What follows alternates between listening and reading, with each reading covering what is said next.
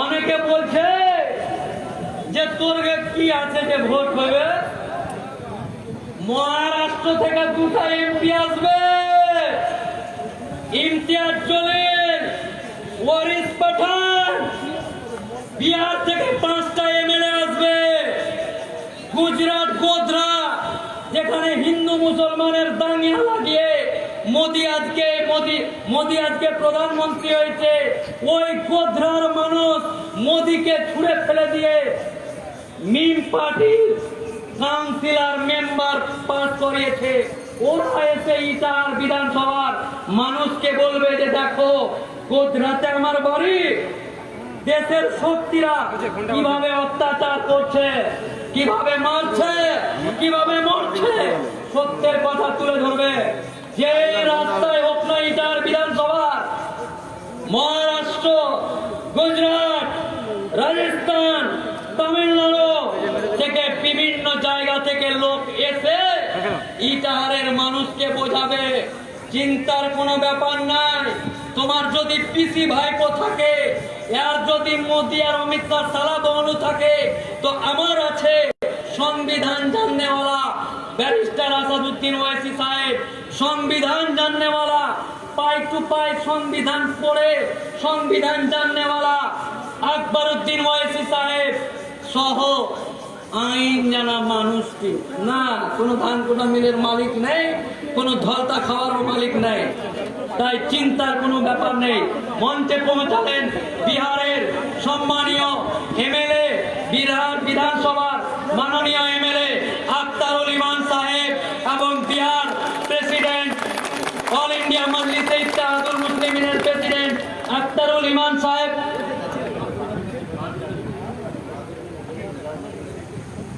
বাহাদুরগঞ্জ, পূর্ণিয়াতে তো ডাক্তার দেখাতে যাও ট্যাক্সি করে, পূর্ণিয়া কিষানগঞ্জে ডাক্তার দেখাতে যেতে হয় বলে multi super speciality.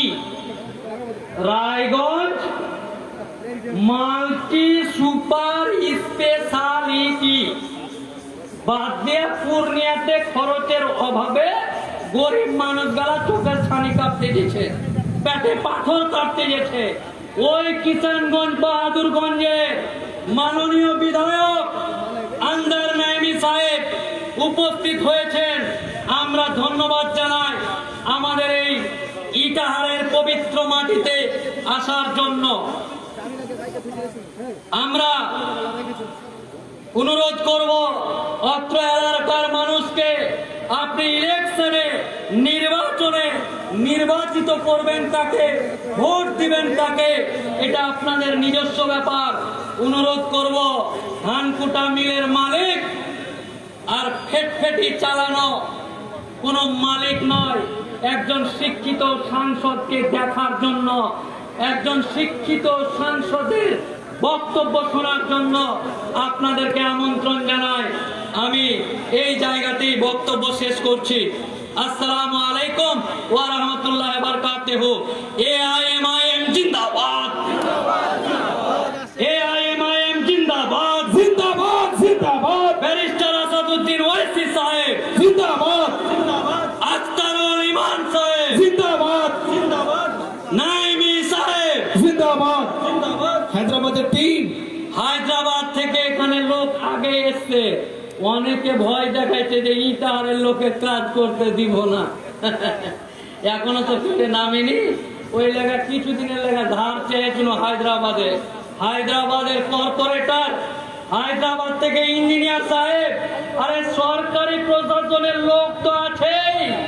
Barrister Asaduddin ওয়াইসি সাহেব একটা নিজের সালতানাত নিয়ে ঘুরে, কোথায় কি হবে, কোথায় হেলিকপ্টার নামবে, কত ইঞ্চি কি কিনা হবে, সব নিজের সালতানাত থেকে নিজে এখানে আসবে। তার সমস্ত পরিষেবা এই জায়গায় ওনারা এসে হায়দ্রাবাদ থেকে পরিষেবাগুলো দিচ্ছে। তাই সকলকে অনুরোধ করব আপনারা সকলে একত্রিত হয়ে মাঠের সামনে বসে যাওয়ার জন্য এবং আমি মঞ্চে বক্তব্য দেওয়ার জন্য অনুরোধ করব। আমার অত্যন্ত শ্রদ্ধেয়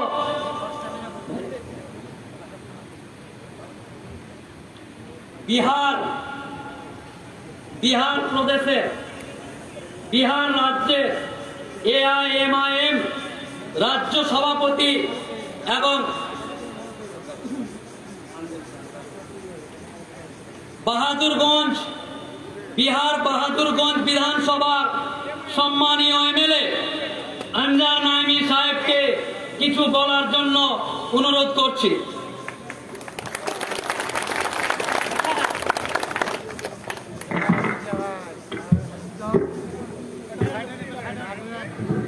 अस्सलामु अलैकुम रहमतुल्लाहि बरकातुहू। आदाब। हम आपके बीच बिहार के सीमांचल से चलकर आपके बीच आए हुए हैं। आज आपको मालूम ही होगा बिहार में पिछले विधानसभा चुनाव के दौरान हम लोगों ने काफ़ी मेहनत किया अपने बिहार के सीमांचल के इलाके में, जहां से हम लोग 5 एमएलए जीतकर विधानसभा पहुंचे। आज उसी तरह बंगाल में भी हमारे बैरिस्टर असदुद्दीन अवैसी साहब की कोशिश है कि जो मजलूमों की आवाज बन सके, दबे कुचलों की आवाज बन सके। आज तक आप लोगों ने देखा होगा बहुत बड़े बड़े लीडर हमने मुस्लिम रहनुमा भेजे, सब पार्टियों की होके रह गए। वो जिस पार्टी से बना के हमने भेजा वो उस पार्टी में तलवार चाटते रहे, कोई हमारी आवाज नहीं बन सका। आज बैरिस्टर असदुद्दीन अवैसी साहब पूरे मुल्क में घूम घूम कर हमें जगाने की कोशिश कर रहे हैं, हमें अपने हक की लड़ाई लड़ने की कोशिश कर रहे हैं। हम लोग इसमें काफी हद तक कामयाब भी हो रहे हैं।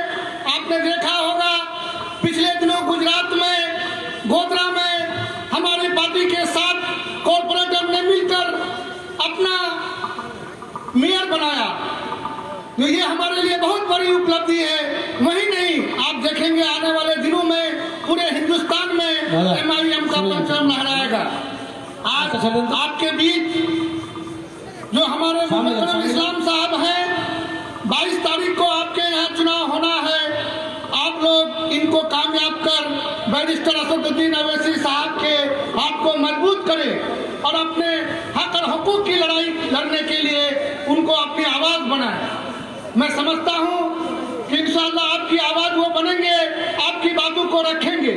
आपने देखा होगा कि हमारे 5 विधायक मिलकर पूरे विधानसभा पटना में हंगामा खड़ा करके रखा, हंगामा बर्पा करके रखा है। आपने देखा होगा मीडिया से लेकर प्रिंट मीडिया से जहां भी आप देखेंगे हमने अपने हक और हुकूक की लड़ाई लड़ने का काम किया है।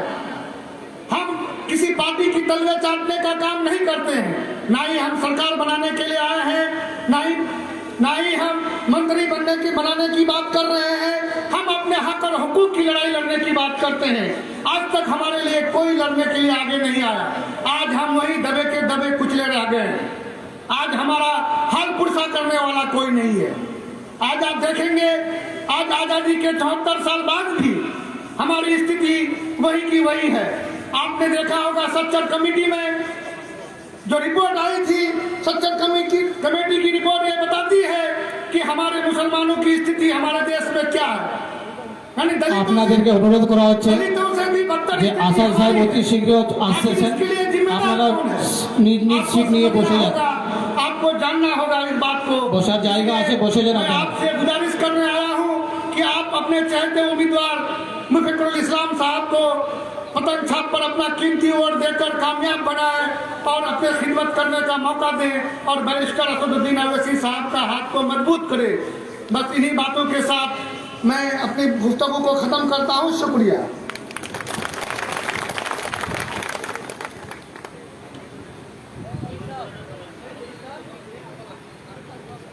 আপনাদের অনুরোধ করা হচ্ছে অতি শীঘ্র আমাদের প্রিয় নেতা জনাব ব্যারিস্টার আসাদউদ্দিন ওবেসি সাহেব আমাদের মঞ্চে উপস্থিত হয়ে যাবেন। আপনাদেরকে অনুরোধ করা হচ্ছে আপনারা সিট নিয়ে বসে পড়ুন, এদিকে ওদিকে ঘোরাফেরা না করে তাড়াতাড়ি করে আপনারা চেয়ারে বসে পড়ুন।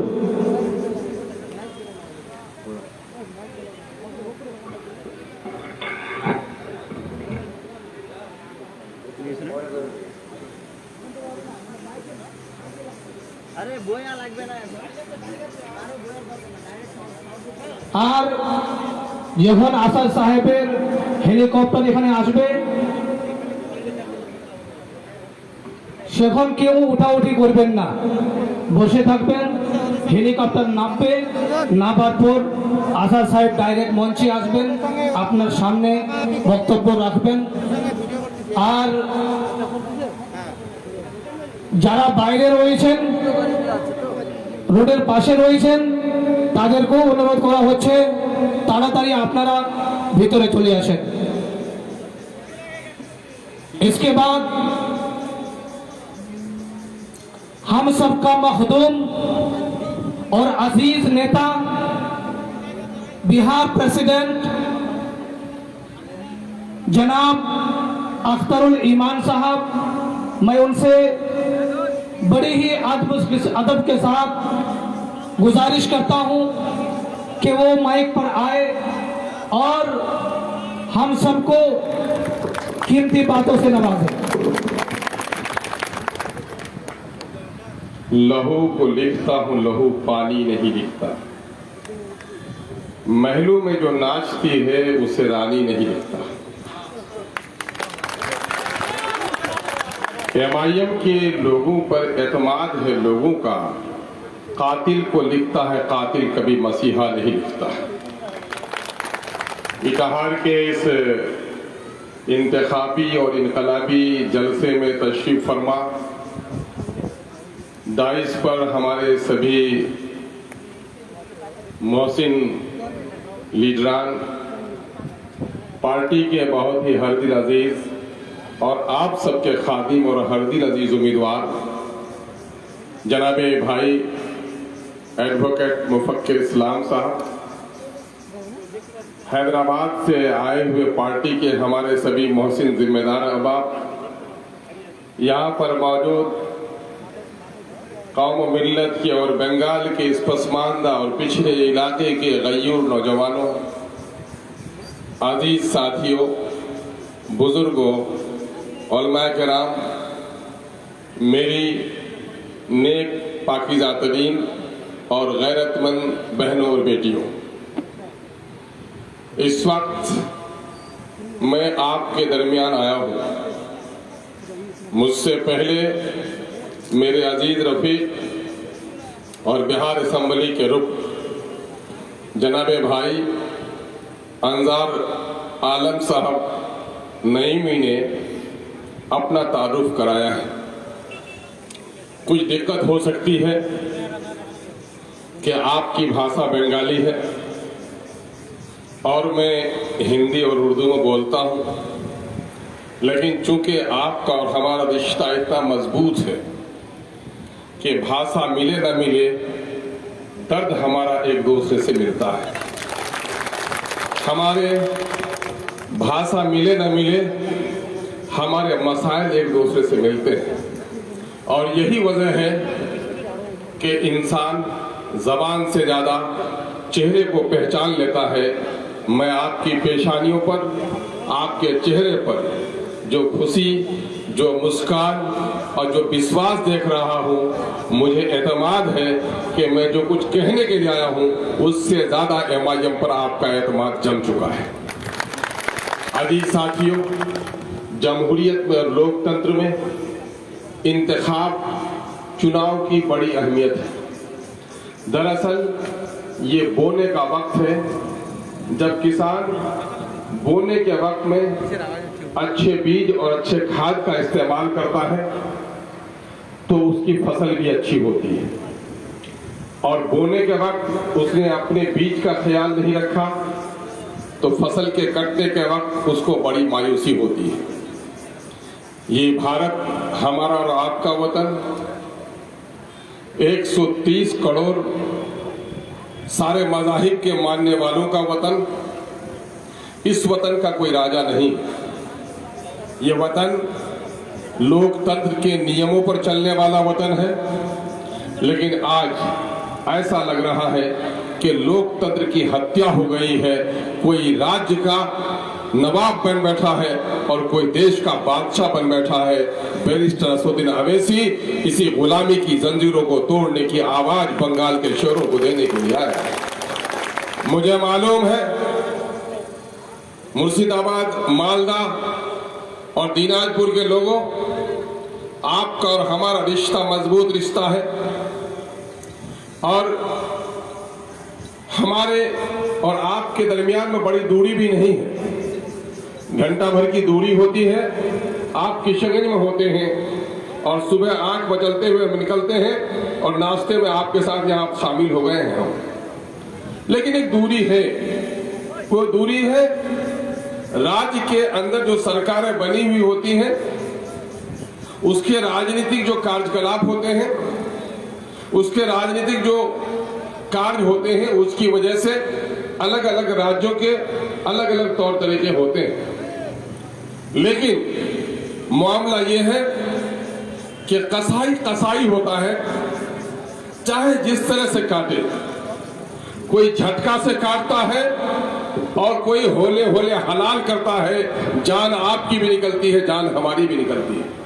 इस वक्त इस मुल्क में हमारे लिए गैरतमंद नौजवानों बड़ा एक सवाल खड़ा हो गया है कि इस मुल्क में हमारी आजादी और इस मुल्क की जमहूरियत, लोकतंत्र बाकी रहेगी या नहीं रहेगी। एक बड़ा सवाल है। यह सवाल सिर्फ माइनॉरिटी के लोगों का नहीं है, सिर्फ दलितों और पिछड़ों का नहीं है, बल्कि इस देश में बसने वाले सारे लोगों का है।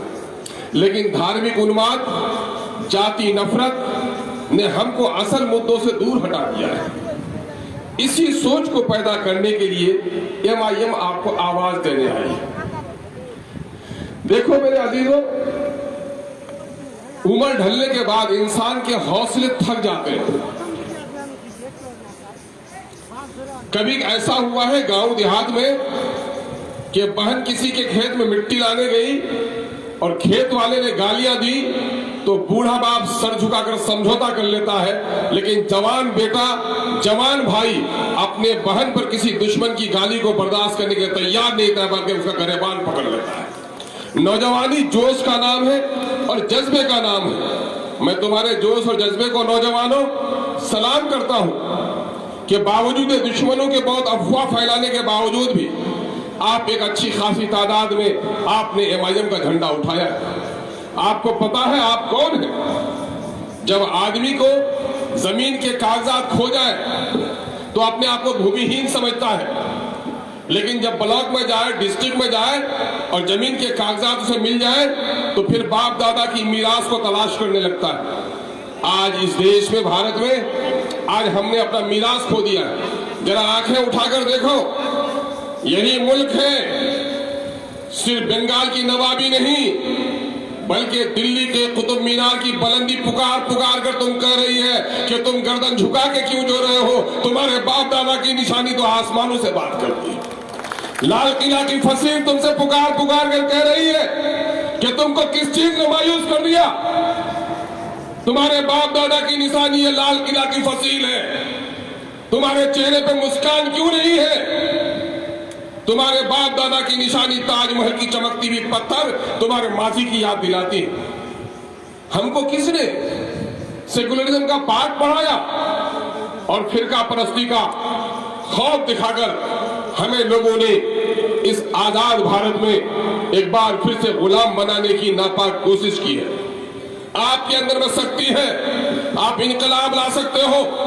हम बंगाल के 35% अकलियत के लोगों को, 45% दलित और पिछड़े लोगों को एक पैगाम देने के लिए आए हैं, और जो अगली दूसरी जातों के जो शोषित पीड़ित लोग हैं उसको MIM आवाज देने के लिए आई है। चाहे ममता दी हो, भाजपा के लोग हो, दूसरे गठबंधन के लोग हो, वो इलेक्शन लड़ने के लिए आए हैं, सत्ता के लिए लड़ने आए हैं, दौलत के लिए लड़ने आए हैं, अपने बाल बच्चों के लिए लड़ने के लिए आया है। लेकिन बैरिस्टर असदुद्दीन अवैसी जो अपना झंडा लेकर आया है वो सत्ता के लिए नहीं, गरीबों और मजलूमों को इंसाफ देने के लिए आया है। इस मुल्क में इंसाफ का खून हो रहा है, बेकसूर नौजवानों को गिरफ्तार किया जा रहा है, चुन चुन कर अकलियतों की बस्तियों से स्कूल उजाड़े जा रहे हैं। आज इटाहार के लोगों मुझे बताओ कि आज गद्दी पर बैठी हुई दीदी जवाब दे कि इटाहार के लोग अगर केरल मजदूरी के लिए न जाए, दिल्ली में जाकर मजदूरी न करें, पंजाब के खेतों में जाकर न जले, राजस्थान में अगर पत्थर नहीं तोड़े तो माँ के कफन के कपड़े भी नहीं आ सकते, बूढ़े बाप की दवाइयां भी नहीं आ सकती, बड़ों की शादियां भी नहीं हो सकती है। आज हमारे लिए कमाने का रास्ता भी बंद कर दिया गया है। 35% आबादी है अकलियतों की, नौकरी में 5% भी आबादी नहीं है। दीदी के लोगों से मैं कहना चाहता हूं कि किस शर्म से वोट मांगोगे। और मैं गैरतमंद इतिहार के लोगों को कहना चाहता हूं, भूल गए एम्स का ब्रांच कहां के लिए आया था, इतिहार के लिए आया था कि नहीं आया था। मैं उस वक्त बिहार का एमएलए था और दूसरी पार्टी से था। पार्टी के लाइन से ऊपर उठकर आकर के मैंने यहाँ पर आपके धरना में शामिल हुआ था और कहा था कि अगर इतिहार में एम्स का ब्रांच हो जाएगा तो मेरी माँ भी बीमार होगी तो आकर यहाँ इलाज हो जाएगा। लेकिन आपके इतिहार में एम्स के ब्रांच को बनने नहीं दिया गया। सारा विकास कलकत्ता और कलकत्ता के निकटतम क्षेत्र में हुआ। आज पूछो दीदी के लोगों से, तृणमूल के लोगों से कि इतिहार के लोगों के लिए अगर तुम हॉस्पिटल नहीं दे सकते हो तो इतिहार के लोगों के लिए तुम वोट भी नहीं मांग सकते हो। ये कहना पड़ेगा नौजवानों। देखो, गर्दन झुकाने के दिन गए। इन 70-75 सालों में हमने यही किया। जो पार्टियां आई सेकुलरिज्म का नारा लेकर, हमने उसे वोट दिया। आंखें खोलो, अपनी गर्दनों को ऊंची करो और पूरे देश के नक्शे को देखो। यही वो इलाका है जहां से मौलाना आजाद ने गांधी का साथ देकर देश को आजाद कराने की लड़ाई लड़ी। लेकिन क्या हुआ आज मौलाना आजाद के पैरोकारों के साथ कि इंसाफ नहीं मिल पाया। उसमें दूसरों का भी कसूर है, लेकिन हमारा भी बड़ा कसूर है। क्यों?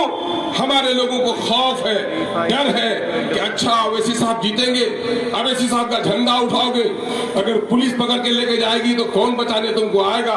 इस तरह खौफ दिलाया जाता है नौजवानों। देखो नौजवानों, मैं नहीं कहता, तुम नहीं कहते, किसी वली और पैगंबर से ऊपर की बात है कि जिसने सृष्टि को बनाया, इस कायनात की तख्लीक की, उस खुदा ने कह दिया है इन्नल्लाह ला युगय्यिरु मा बिकौमिन हत्ता युगय्यिरु मा बिअनफुसिहिम। जो कौम अपने को बदलने के लिए तैयार नहीं होगी, खुदा भी उसकी हालत को नहीं बदलेगा, इसलिए अपनी हालत को बदलने के लिए तैयार होगा। मालूम है आसाम के इलाके में जब हाथी को फंसाया जाता है तो हाथी का बच्चा पकड़ा जाता है और उस हाथी के बच्चे को जंजीरों में बांधकर किसी दरख्त में बांध दिया जाता है और वो हाथी का बच्चा इतना ताकतवर होता है कि कमजोर छोटी दरख्तों को हिला ही नहीं देता, बल्कि जंजीर के मोटी कड़ियों को भी मरोड़ देता है। लेकिन बांधते बांधते वो बांधने का आदी हो जाता है और वो हाथी जब बड़ा हो जाता है तो बारात में कभी देखा होगा हमारे नौजवानों ने, बच्चों को तो मुयस्सर नहीं, कि बैल वाले रस्सी से हाथी को बांध दिया जाता है और उस खूंटे से हाथी उधर नहीं भागता। क्यों? उसके दिमाग में बैठ जाता है कि वो जंजीर जो हम नहीं तोड़ सके थे, ये रस्सी भी नहीं तोड़ सकते। ऐ कईयों नौजवानों, मैं तुम्हें तुम्हारी ताकत का अंदाजा बताता हूँ कि 35% अकलियत के लोग, दूसरी जाति के पिछले लोग, तुम्हें इंसाफ नहीं मिल पा रहा है। लेकिन तेलंगाना में जाकर देखो, 12% अकलियत के लोग हैं, अपना डंका वहां पर बजवा रहे हैं, इसलिए कि अपनी जमात उसने बनाई है। जिसने अपनी जमात बनाई है उसको दुनिया में इंसाफ मिला है। आओ हमारे बिहार में मैं बता दूं, लालू प्रसाद यादव से भी पहले यादवों की तादाद थी भी बिहार में, लेकिन यादव भाइयों को इंसाफ नहीं मिला। लालू जी ने जब अपनी पार्टी बनाई तो आज लालू जी के लोग बड़ी जाति के लोग के साथ खड़े हैं। जरा चलो यूपी की तरफ, मायावती को देखो, बड़े लोगों की जूते उठाती थी, लेकिन मायावती ने समझा कि बड़े लोग हमारे लोगों से कचरा फेंकवाते हैं, गंदगी उठवाते हैं, अपने पैर की जूती उठवाते हैं। वोट हमारा और राज इनका नहीं चलेगा। और अपना झंडा लिया, अपना डंडा लिया, अपने लोगों को आवाज दी और उसके झंडे को लोगों ने हाथ में लिया। तो मायावती ने कुर्सी पर अपने भाइयों को, अपनी बहनों को बढ़ाया और जो उस कौम का जूता उठाती थी उस कौम से जूता उठवाने का काम किया। बंगाल के नौजवानों, आपकी तादाद ऐसी है, दलित पिछड़े ओबीसी के लोगों, आपकी तादाद ऐसी है कि बंगाल में आप इंसाफ पा सकते हैं। लेकिन बंगाल में आपको कहां पहुंचा दिया गया? आपके बच्चों को शिक्षा नहीं मिल पाई, आपके नौजवानों को रोजगार नहीं मिल पाया, आपके इलाके में अच्छे स्कूल नहीं खुल पाए, आपके इलाके में अच्छे हॉस्पिटल नहीं खुल पाए। और यकीन जानो, मोहसिन इंसानियत का पैगाम है, जब कोई कौम गरीब हो जाती है तो अपना तहजीब और अपना ईमान को भी सौदा कर लेती है। और आज डर और खौफ का यह आलम है। गुलामी किसी की जंजीरों को गर्दन में बांधने का नाम नहीं है, गुलामी खौफ से अपनी गर्दनों को झुका लेने का नाम है। क्या यह बात सही नहीं है कि आज हाथों में कंगन पहनकर और कानों में बालियां लेकर अपना नाम बदलकर तुमको अपना तारुफ कराते हुए भी इस मुल्क में घबराहट हो रही है? ये घबराहट से निकलो। ये मुल्क किसी के बाप की जागीर नहीं है। जो आदमी आगे कदम बढ़ाता है, आसमान वाला उसकी मदद करता है। जो कौम गर्दन झुका लेती है, उसकी बेटियों का बाजार में सौदा हो जाता है। क्या नहीं हुआ इस मुल्क में हमारा? इस मुल्क में कानून तोड़े गए, हमारे इबादत खाने को तोड़ा गया, हमारी तहजीब को मिटाने की कोशिश की गई। और ये सारा कुछ ये हुआ कि इस मुल्क के दस्तूर और आइन को तोड़ा गया। बाबा भीमराव अंबेडकर ने जिस कानून को बनाया, उस कानून में यही है कि इस मुल्क का कोई धर्म नहीं होगा। ये जिम्मेदारी होगी कि दूसरे धर्मों का आदर करे और अपने धर्म का पालन करने की उसको आजादी मिलेगी। लेकिन आज इस मुल्क में अजान पर कहीं पाबंदी लगाई जा रही है, कहीं बुर्का मेरी बेटी पहनती है और दूसरे की बेटी का चेहरा जलने लगता है। मेरा आलिम दीन टोपी पहनता है और दूसरे के सर पर बिजली गिरती है। मेरा आदमी अजान देता है, दूसरे के कान में खुजाहट होने लगती है। क्यों हुआ ऐसा? इस मुल्क में अजान भी दो, हरि का भजन भी करो, संघ की आवाज भी निकले, गुरुद्वारे से भी इबादत की आवाज निकले। यह मुल्क हिंदू मुस्लिम सिख ईसाई सबके बराबर का मुल्क है। लेकिन आज अक़लियत के लोगों को दबाने की कोशिश की जा रही है। इस मुल्क में आज मंदिर और मस्जिदों की हिफाजत जरूरी है, गुरुद्वारों की हिफाजत जरूरी है, चर्च की हिफाजत जरूरी है। लेकिन उससे पहले जरूरत इस बात की है कि इस मुल्क के संविधान की हिफाजत की जाए। और संविधान की हिफाजत नहीं होगी तो मंदिर मस्जिद भी नहीं बचेगा, ये देश भी नहीं बचेगा। इस देश को बेचने का फैसला लोगों ने कर लिया। जीएसटी ने आपका हाल क्या कर दिया? नोटबंदी ने आपको कहां पहुंचा दिया? कोरोना के गुमराह कुन अमल ने आपको कहां पहुंचा दिया? फिर भी होश के नाखून लेने के लिए तैयार नहीं हो। नौजवानों, तुमने बस्ती में देखा होगा, मैं मुखातिब नौजवानों तुमसे करता हूं, तुम मेरे अजीज हो और बड़ी उम्मीदें हैं कि देखो होता क्या है कि गांव में एक औरत बाज होती है, शादी के 12 साल हो गए, उसको बच्चा नहीं हुआ। क्या करती है वो औरत? पड़ोसन के बच्चे को गोद में लेती है। कोई भीख मांगने आती है तो उसके बच्चे को गोद में लेती है। लेकिन बताओ, 12 साल के बाद अगर उसके गोद में माजूर बच्चा, विकलांग बच्चा पैदा हो जाए तो वो अपने बच्चे को गोद में लेगी या पड़ोसन के बच्चे को गोद में लेगी? किसको लेगी? अपने बच्चों को लेगी।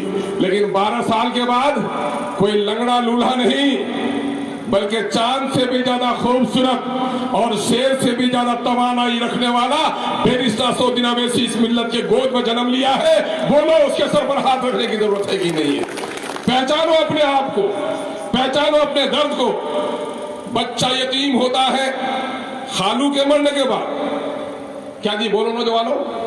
मामू के मरने के बाद नहीं, बच्चा यतीम होता है बाप के मरने के बाद। और कौमें यतीम होती है अपने लीडरों को खो देने के बाद। ये कौम अब यतीम नहीं रहेगी। हमारा इमाम, हमारा लीडर जन्म ले लिया है, हम चाहे जिस हाल में होंगे अपने लीडर का हाथ मजबूत करेंगे। बहुत दिनों की पहले की बात है, 70-72 की बात है। उस जमाने में फिरका परस्ती को हवा देने वाले लोग चिराग छाप पर वोट देते थे। तो एक कारोबारी था चौक पर, उस जमाने में कांग्रेस की तोती बोलती थी, तो वोट देकर आया, कहा कि किसको वोट दिया? कहा कि अपनी पार्टी को वोट दिया, चिराग छाप को वोट दिया, जनसंघ को वोट दिया। कहा कि क्या होगा फायदा तुमको वोट देने से? वो तो अपना वोट गड्ढे में डाल के आए तुम। सुन लो उसके बाबा, उसकी हिकमत सुन लो। कहा हाँ साहब मैं जानता हूं, मेरा कैंडिडेट जिसको आपने गढ़ा कहा है, अगर गढ़ा है तो हर साल जब तक 2-4 टोकरी मिट्टी नहीं देंगे वो गढ़ा नहीं भरेगा। आंखें खोल कर देखो, जब तक जो गढ़ा था आज वो फिरका परस्त पार्टी आज आसमान छूने वाली पहाड़ी बन गई है। और आज कल तक जो इस मुल्क में ऊंची कुर्सियों में बैठ रहे थे, आज दूसरे का कहाड़ बन गए हो। निकलो, अपने अपने खेमों से निकलो, अपनी नस्लों के लिए निकलो, इस मुल्क में जमहूरियत को बचाने के लिए निकलो, इस मुल्क में हिंदू मुस्लिम सिख ईसाई की मोहब्बत के लिए निकलो, और इस मुल्क में फितना और फसाद को खत्म करने के लिए निकलो। याद है पूरे मुल्क में जब सुप्रीम कोर्ट ने एक आतंकी को, जिसका नाम अक़लियत का नाम था, फांसी देने का फैसला किया था, तो पूरे भारत में लोगों ने डर और खौफ के मारे में गर्दन झुका ली थी। किसी की हिम्मत नहीं हुई कोई आवाज उठा सके। अगर ऐसे वक्त में किसी ने आवाज उठाने का काम किया था, बैरिस्टर असदुद्दीन ओवैसी ने सुप्रीम कोर्ट को कहा था, आपके फैसले पर मुझे एतराज नहीं है, लेकिन जिसको पहले फैसला सुनाया गया है, पहले फांसी उसको लटकनी चाहिए, उसमें लटकाई जानी चाहिए, तब पूरे कौम को हिम्मत पैदा हो। जब ये कानून आपके शरीयत पर डाका डालने वाला कानून हुआ, बिल की पेशी हुई, यही कांग्रेस के लोग, यही तृणमूल के लोग कहां खड़े थे? अगर किसी ने उस बिल को चाक चाक करने का काम किया तो बैरिस्टर असदुद्दीन ओवैसी ने किया। आज ममता के लोग कहते हैं कि हमारी वजह से भाजपा आने से तो फिरका परस्तों को फायदा मिल रहा है। कान खोलकर सुन लो, अपनी तारीख भूल गए हो। गुजरात में जिस वक्त हमारे माओ बहनों की इज्जत आप लूट रही थी, ये दीदी बीजेपी के साथ बैठकर तमाशा देख रही थी। जो गुजरात में हमारे लोगों ने इंसाफ की आवाज नहीं उठा सके, आज वो कुर्सी की लड़ाई लड़ सकती है, हमारी लड़ाई नहीं लड़ सकती। नौजवानों एक और हिसाब बताता हूं, कारोबार करते हो तो अपना हिसाब का ख्याल रखो। बंगाल में अक़लियत की आबादी कितनी है? अक़लियत की आबादी सरकारी तौर पर 27,000 या 5, और कहा जाता है 30-32% की आबादी है। SC/ST की भी आबादी के आंकड़े ले लो, और जब से दीदी आई है हमारे अक़लियत के लोगों ने, मैं समझता हूं कि 90% लोगों ने दीदी को वोट दिया। 294 है यहां पर असेंबली की सीट। अगर बंगाल में 1/3 है माइनॉरिटी के लोग, इंसाफ का तकाजा है। मैं कम्युनलिज्म की बात नहीं कहता, इंसाफ का तकाजा है कि इस देश में जिसकी आबादी होगी, जमहूरियत में लोकतंत्र में यही है कि जिसकी संख्या ज्यादा होगी उसको ज्यादा हिस्सा मिलेगा। हम नहीं कहते कि हमें वजीर आजम प्रधानमंत्री बना दो, हमें बंगाल का मुख्यमंत्री बना दो, लेकिन अगर हमारी संख्या 30% है तो 30% हमें असेंबली में और पार्लियामेंट में भी जगह दो। लेकिन जो पार्टी आज कमजोरी की बुनियाद पर, हम समाजी पिछड़ेपन, शैक्षणिक पिछड़ेपन की वजह से आज अक़लियतों की बात कहने पर मजबूर हुए। अगर हमारे अंगूठे में जख्म है तो मैं अंगूठे का नाम ले रहा हूं, इन उंगलियों का मैं दुश्मन नहीं हूं। आज अगर अक़लियत की बात जबान पर आती है तो तमाम तर सरकारी आंकड़े कहते हैं, सटर कमेटी की रिपोर्ट कहती है, जस्टिस मिश्रा की रिपोर्ट कहती है, कोंडू कमेटी की रिपोर्ट कहती है, बहुत सारे आंकड़े कहते हैं कि इस मुल्क में मुस्लिम अक़लियत की हालत अच्छी नहीं है, इसको ऊपर उठाना चाहिए। ऊपर उठाने के लिए असेंबली और पार्लियामेंट में जब फैसले होते हैं हमारे लोग होने चाहिए। तो बोलो 100 में अगर हम 30 हैं तो 300 में हमारी 90, 95, 100 का हिस्सा होता है कि नहीं असेंबली में? लेकिन नहीं होता। दीदी को वोट दे रही है, बंगाल के सारे लोग वोट दे रहे हैं? नहीं दे रहे हैं। जितने भी वोट कास्ट हुए हैं 40% वोट ममता जी को मिला। अगर 40% वोट ममता जी को मिला तो 25% वोट मुस्लिम माइनॉरिटी का है। अगर 25% मुस्लिम माइनॉरिटी का है तो 15% ही वोट दूसरों का वो लेकर आई है। लेकिन जब मंत्रालय बनता है तो 8 आना हिस्सा तो हमको मिलना चाहिए, लेकिन आपको हिस्सा नहीं मिलता है। 42 मंत्री में आपको 5-7 मंत्री बनाया जाता है और वो भी कब्रिस्तान की वजारत दी जाती है। नौजवान हिसाब लो इनसे। कि आज अगर वकलियतों का वोट मांगती हो तो टिकट देने में 42 लोगों को क्यों टिकट दिया? अगर बंगाल में हमारी आबादी 30% है तो उस हिसाब से तो 100 टिकट का हम हकदार है, हमको 100 टिकट क्यों नहीं दिया? जब 42 को टिकट ही दिए हो तो जीतेंगे कितने लोग? अगर आधे भी तुम्हारे जीत गए तो मेरा हिस्सा कहा गया? देखिए, आपको खौफ दिलाना चाहता है सब कोई मंदिर का मस्जिद की लड़ाई का खौफ, कोई आपके मजहब पर डाका डालने का खौफ, चांदमल चोपड़ा की नस्लों से जन्म लेने वाला कुरान पर पाबंदी का खौफ दिला दिलाकर आपको अपने आगोश में समेटना चाहता है और खौफ दिलाकर इस मुल्क में हमारी आबरू, हमारा मालो दौलत और हमारा जो हिस्सा वाजिब है सबको लूटा गया है। हम आपसे नौजवानों, हम आपकी हिम्मत को सलाम करते हैं कि आज चिराग तो आम हालात हो तो कोई भी जला लेता है, आंधियों में चिराग जलाना सबके बस का रोग नहीं है। इस वक्त आपने जो बंगाल में चिराग जलाया है, बंगाल में एक नई तारीख आप रकम करने जा रहे हैं। यकीनन है हम जगाने आए। एक आदमी सोया हुआ हो तो जगा दो उसको, मंजिल का पता नहीं हो तो जग कर बैठ कर रहेगा। एमआईएम आपको सिर्फ जगाने नहीं आई है बल्कि मंजिल का पता भी बताने आई है कि उठो, देर बहुत हो गई है और अपने मंजिल की तरफ आगे बढ़ो, वरना आने वाले दिनों में इस मुल्क में तुम्हें गुलाम और तुम्हारी नस्लों को गुलाम बनाया जाएगा। उठिए, जगिए इस मुल्क की हिफाजत के लिए। दुश्मनों ने अगर इस मुल्क पे कभी भी नापाक नजर उठाई है, पाकिस्तान के पागलों में, चाइना के दुश्मनों ने जब भी हमारे मुल्क की तरफ कदम बढ़ाया है, हमने कहा है ये मुल्क हमारा मुल्क है, ये भगत सिंह का भी मुल्क है और अब्दुल हमीद का भी मुल्क है और अब्दुल हमीद ने अपने सीने पर गोलियां खाकर इस मुल्क की हिफाजत की है। हम मुल्क से गद्दारी नहीं कर सकते। मुल्क के वफादारों में हमारा नाम है और मुल्क की वफादारी सिर्फ मुल्क के सरहदों को बचाने का नाम नहीं है। इस मुल्क में संविधान जब तक नहीं बचेगा, इस मुल्क की सालमियत और अखंडता भी नहीं बचेगी। इस मुल्क को बनाना है तो हमें संविधान को बचाना होगा और हम वही लड़ाई लड़ने के लिए आए हैं। आप उठिए, आज अभी 22 तारीख को वोट होना है। आप ये मत समझो कि एडवोकेट मुफक्किरुल इस्लाम को एमएलए बनना है। ये लड़ाई हर एक शख्स की है। कोई भी समाज अगर होता है उसकी हैसियत कश्ती की तरह होती है और कश्ती में अगर डगमगाए तो सिर्फ मल्लाह नहीं डूबता बल्कि मल्लाह तो तैराक होता है, निकल जाता है, कश्ती का मुसाफिर डूब जाता है। आज इस कश्ती को बचाने के लिए इंसाफ किसके लिए जरूरी है? इंसाफ कमजोर तबकात के लिए जरूरी है। कमजोर तबकात के लिए रेलवे के टिकट के लिए गए हो, कुछ देर के लिए पुलिस खड़ी नहीं है, कमजोर सा एक आदमी बूढ़ा खड़ा है, एक बेचारा विकलांग खड़ा है, लेकिन एक दबंग आदमी आता है, खिड़की में हाथ घुसाता है और टिकट लेकर चला जाता है। क्यों? वह इंसाफ नहीं है।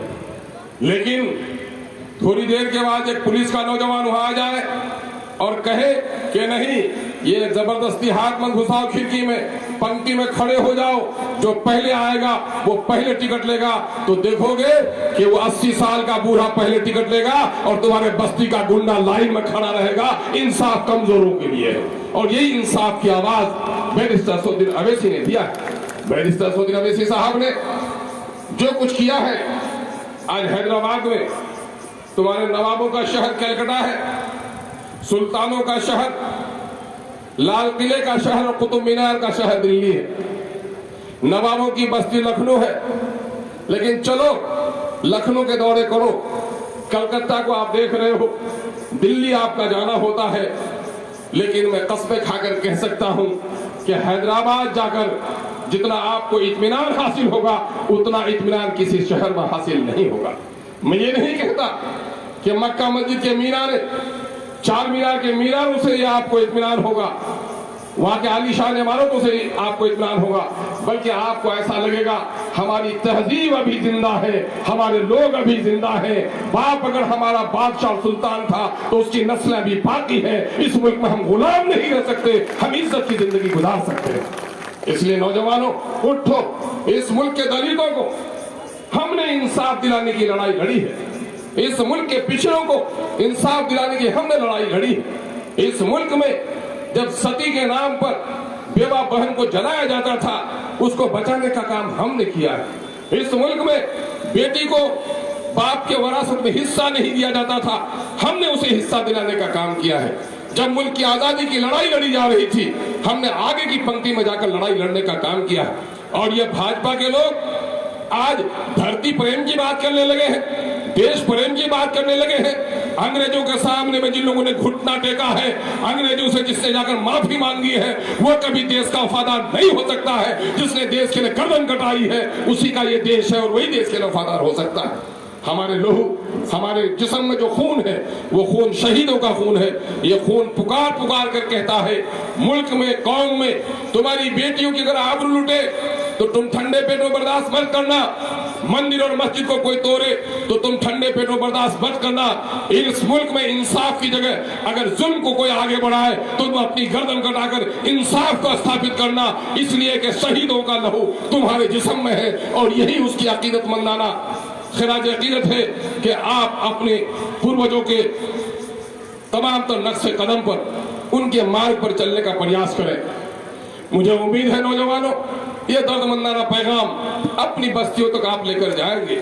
अभी हमने आवाज लगाई है, आवाज दूर तक पहुंचेगी, देर तक पहुंचेगी। और मैं जानता हूं कि अक़लियत और पिछड़े लोग, दलित और शोषित लोग ये देर से अगर समझते हैं तो फिर दूर तक वो रास्ता तय करते हैं। बंगाल से बड़ी उम्मीद है, बंगाल से जो आजादी की तहरीक उठी थी, पूरे देश में तहरीक फैली थी। हमें उम्मीद है कि MIM का झंडा लेकर अबर हमारे कुछ चंद नौजवान खड़े हुए हैं। पिछले दिनों में देखा होगा हमारे अजीज इमरान सोलंकी और उनके साथियों को किस तरह से कलकत्ता में टॉर्चर किया गया। क्या मैखाने में गए लोग, जुआ खाने में गए लोग? सबको ये बात पसंद है कि इस मुल्क में जमहूरियत बाकी रहनी चाहिए। इस मुल्क में हम दूसरे के डोली में कंधा दें, लेकिन हमारे दरमियान में कोई लीडर पैदा नहीं होना चाहिए।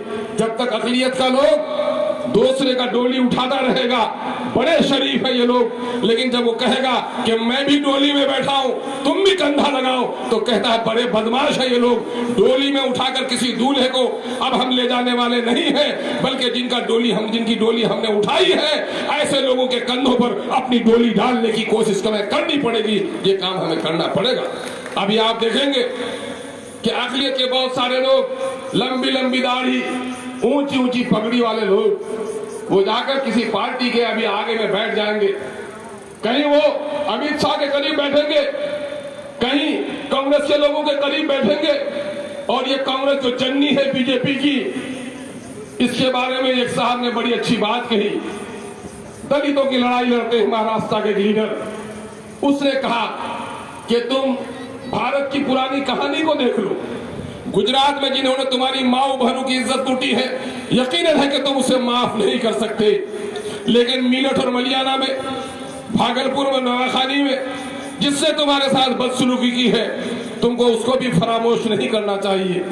उसने कहा कि कांग्रेस और भाजपा में क्या अंतर है, तो मजाक के लहजे में उसने कहा कि देखो, मुर्गा काटने वाला बूढ़ा कसाई एक दिन बीमार हो गया और उसने अपने बेटे से कहा कि बेटा कल से तुम दुकान खोलना, मैं कई दिनों तक अभी नहीं आ पाऊंगा।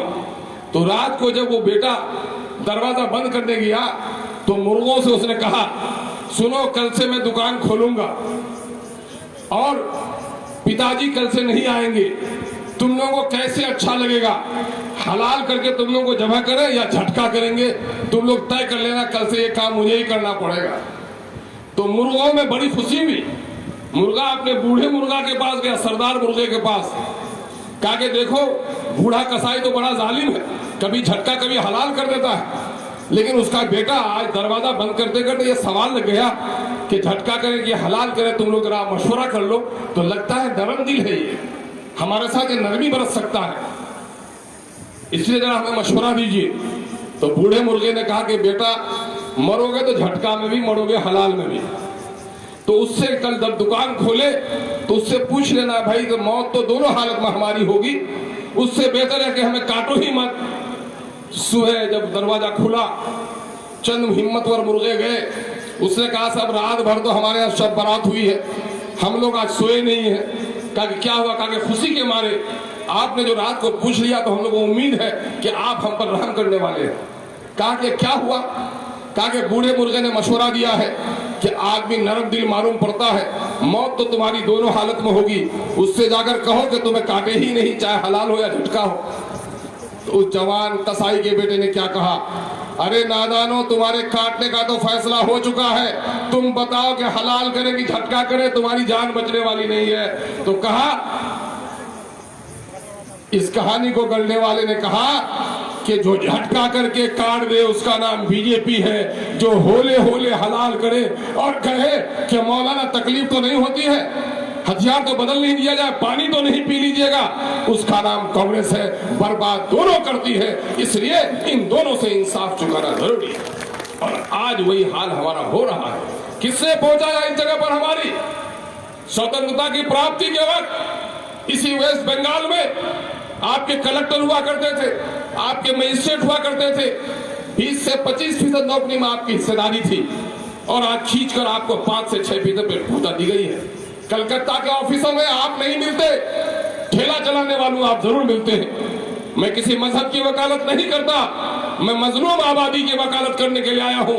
कोई चंडी पाठ करके अपने मजहब का बखान करता है और कोई हमारी मंदिर और हमारी मस्जिदों को तोड़वाकर, हमारे अकीदे पर पाबंदी लगाकर हमारे मजहब को नुकसान पहुंचाने की बात करता है। हम इस मुल्क में सारे लोगों से मोहब्बत करते हैं। हम तो ये कहते हैं कि हम मस्जिदों के मीनारों को भी गिरने नहीं देंगे।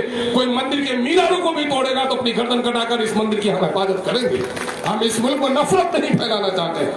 हमारे बाप दादा ने इस मुल्क में इंसाफ की और प्रेम के गीत सुनाए हैं। हम इंसाफ और गीत का प्रेम सुनाना चाहते हैं, लेकिन जब तक इंसाफ कायम नहीं होगा, शांति स्थापित नहीं हो सकती है। जब तक शांति स्थापित नहीं होगी, तब तक क्षेत्र का और समाज का विकास नहीं हो सकता है। असल विकास की हम लड़ाई लड़ना चाहते हैं। नौजवानों, उठो। एक औरत जो जिस्म बेचती है, तुम उसे बुरा कहते हो, देखने में अच्छी भी हो और कपड़ा भी उनका खूबसूरत हो, जब चौराहे पर आती है एक बदसूरत भिखारी तुमको अच्छी लगती है, लेकिन जिस्म बेचने वाली वो तवायफ तुमको अच्छी नहीं लगती। यकीन जानो, जिस्म का बेचना तो पाप है, लेकिन उससे ज्यादा अपने वोट का बेचना पाप है। जो अपने वोट को बेचता है वो अपनी कौम को कभी इज्जत नहीं दे सकता, अपने समाज के साथ कभी इंसाफ नहीं कर सकता। आज मैं भी कह रहा था, आप लोग देखे हो, शहरों में गए हो, शहरों में देखे हो, घोड़ा गाड़ी पर दूल्हा जाता है और आगे आगे बैंड बाजा वाला जाता है। अब बैंड बाजा वाला ऐसा होता है कि बैंड बाजा वाला रोका तो एक्का भी रुक गया, घोड़ी भी रुक गई, बाराती भी रुक गए, और बैंड बाजा वाला चला तो दूल्हा भी चला, बाराती भी चले। देखा है कि नहीं देखा है? तो अभी बहुत सारे लोग, कहीं ममता, कहीं कांग्रेस, कहीं अमित शाह के, कहीं मोदी के दाएं बाएं बैठे होंगे, पगड़ी, टोपी, दाढ़ी, ये कौन लोग हैं? ये वो भाई बैंड बाजा वाले लोग हैं। बैंड बाजा वाले को जानते हो क्या होता है? बैंड बाजा वाला जब तक रास्ते में चलता है, दूल्हा उसके पीछे पीछे चलता है, और जब दूल्हा बारात पहुंच जाता है, बारात लेकर दूल्हा मंडप पर चला जाता है, तो बैंड बाजा वाले को बैठने की भी जगह नहीं मिलती। ये जो पगड़ी टोपी वाले आज इनके करीब बैठे हैं, कल तुम्हारा कोई नौजवान गिरफ्तार हो जाए, तुम्हारा एक चपरासी का ट्रांसफर, तुम्हारे एक बेटे की बहाली की पैरवी नहीं कर सकता है। ऐसे जमीन फरोश लोगों से आपको होशियार होने की जरूरत है। हमारे उलमा ने, हमारे बुजुर्गों ने हमेशा इंसाफ की बात की है। हम ऐसे बुजुर्गों की, ऐसे पंडितों की, ऐसे धर्मगुरु का आदर करते हैं जो समाज में न्याय की बात करे और किसी की दलाली नहीं करे। लेकिन जो लोग दलाली करता है तो हमारे उलमा को, हमारे बुजुर्गों को बदनाम करता है। ऐसे नकली लोगों से आपको बचना पड़ेगा, क्योंकि ये सही मानों में हमारे धर्मगुरु नहीं है, ये नकली लोग हैं, और नकली लोगों का लिबास ज्यादा चमकीला हुआ करता है। नौजवानों, आओ, हम और आप ये अहद देना चाहते हैं कि इस मुल्क की आजादी के लिए हमारे बाप दादा ने गर्दन कटाई है। हम बंगाल के लोगों को, हम ईटाहार के लोगों को इंसाफ दिलाने के लिए आखिरी हद तक लड़ाई लड़ेंगे और यहाँ इंकलाब पैदा करेंगे। जय जवान जय किसान, और यही नारा नहीं बल्कि बंगाल के शेरों, तुम्हें कामयाबी मुबारक हो। ये लड़ाई बिरादर मुफक्किरुल इस्लाम की नहीं है, बल्कि यहाँ के मजलूम की लड़ाई है। माँ और बहनों की इज्जत और आबरू की हिफाजत की लड़ाई है, तुम्हारे नस्लों की तालीम की लड़ाई है, इस मुल्क की सालमियत की लड़ाई है, इस मुल्क की जमहूरियत की लड़ाई है। इस लड़ाई में कहीं भी पीछे मत पड़ना। ये चंद दिन है, इन चंद दिनों में अगर आप ईमानदारी से लगे तो इनकलाब पैदा हो जाएगा और कोई ताकत हमें जीतने से मायूस और नाकाम नहीं कर सकती है। आप कभी भी ये मत सोचना कि इनकलाब तादाद से आता है, इनकलाब इस्तेदाद से, क्वालिटी से आता है। आप जितने मजे हुए लोग हो, आप जितने मजबूत लोग हो, आपको दूर का वो नजारा नजर आता है, आपको अपने कौम की हालत से बाखबर है, आप उसे बदलना चाहते हैं और आप एक प्रेम का माहौल बनाना चाहते हैं। बहुत बहुत मुबारक हो। अस्सलाम वालेकुम, आदाब।